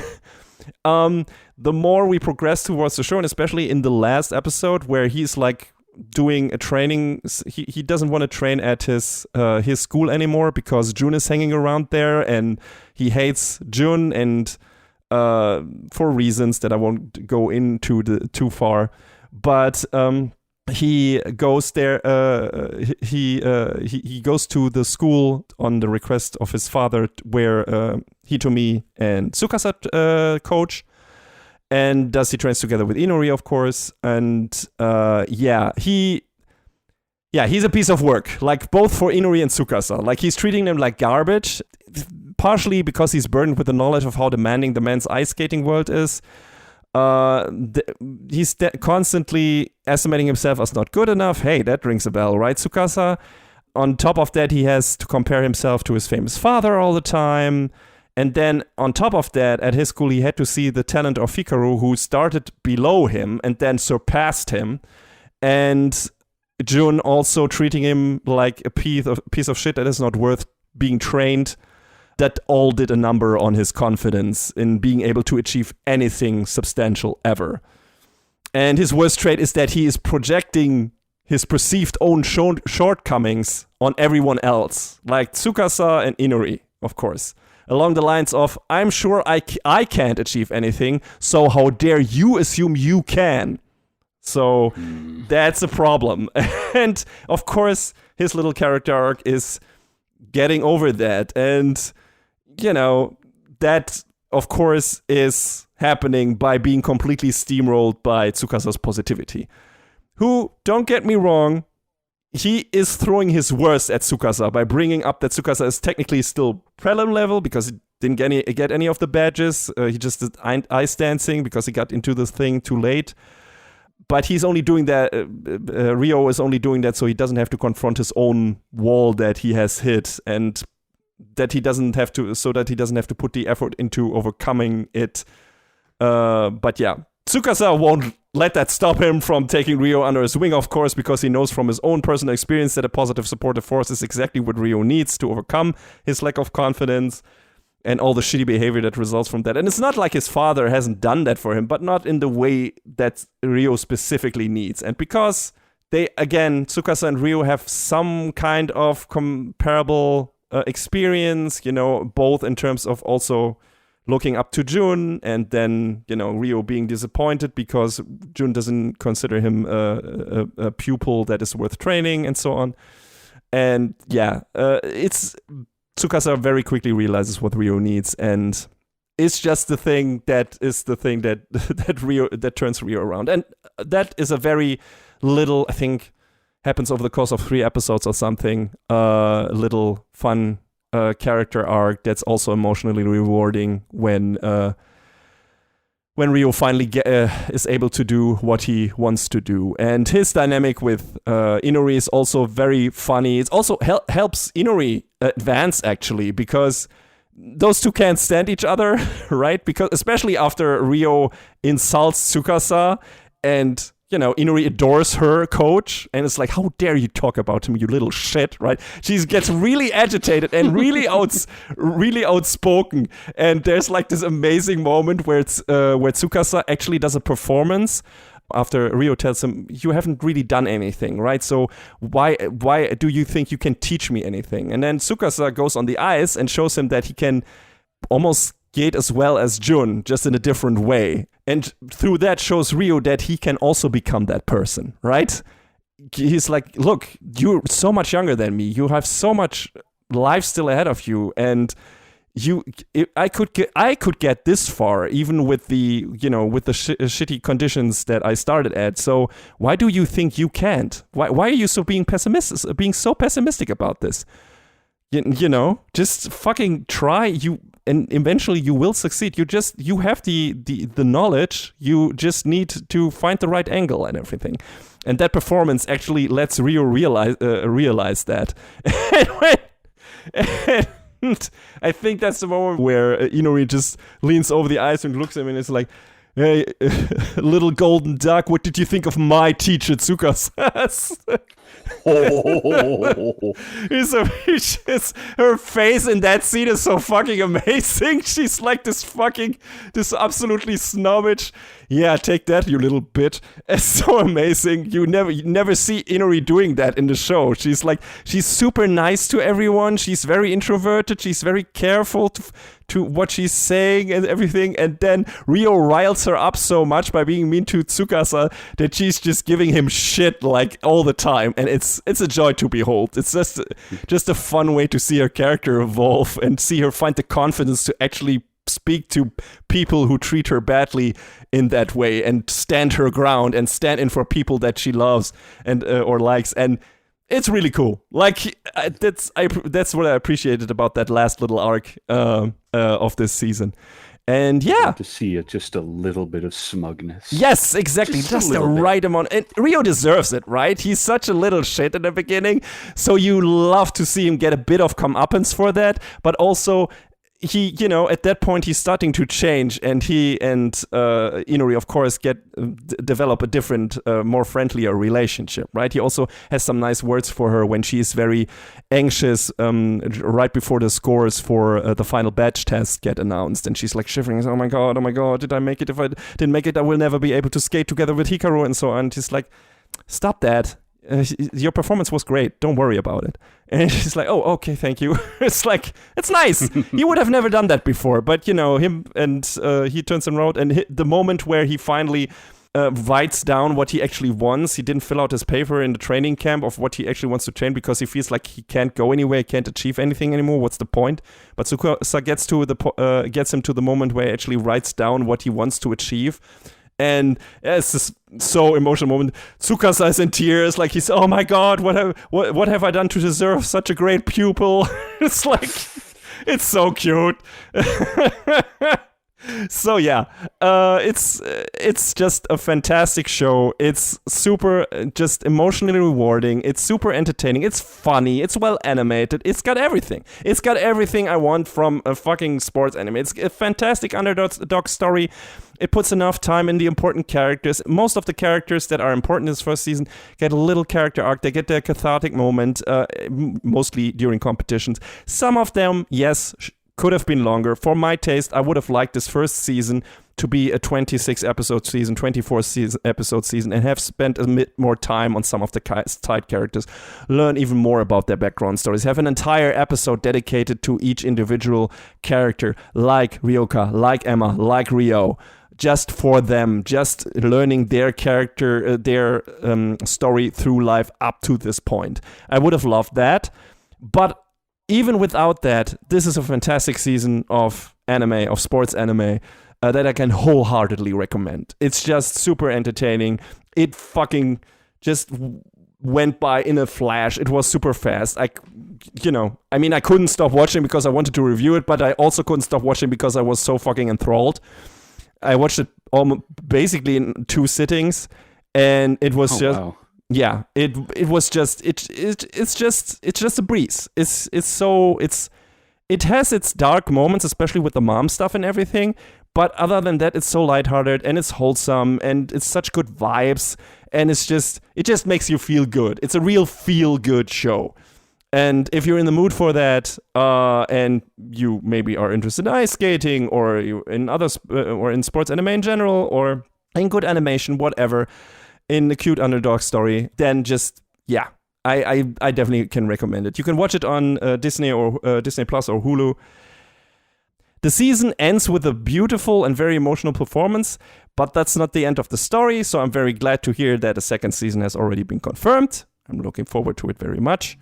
I had a fantastic time with Medalist. I laughed, I cried, I cheered, and my time with this first season just flew by. Can't wait to watch the continuation of this, and if it continues its quality run, it might become one of my favorite new sports anime. if you are like me and like a great underdog story, check this one out because you will get 2 for the price of 1, both a coach and a student underdog story, and both of them are very, very cool.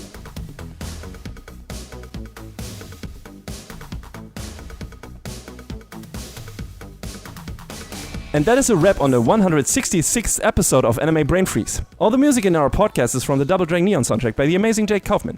Please go to virt.bandcamp.com and check out his awesome work. Find us where all the podcasts live, but also check out animebrainfreeze.com for our review index and more. Please leave us a review and rating on Apple Podcasts, Spotify, or your podcast app of choice if you can. Follow us on the socials or send an email to animebrainfreeze@gmail.com. We would love to read your feedback.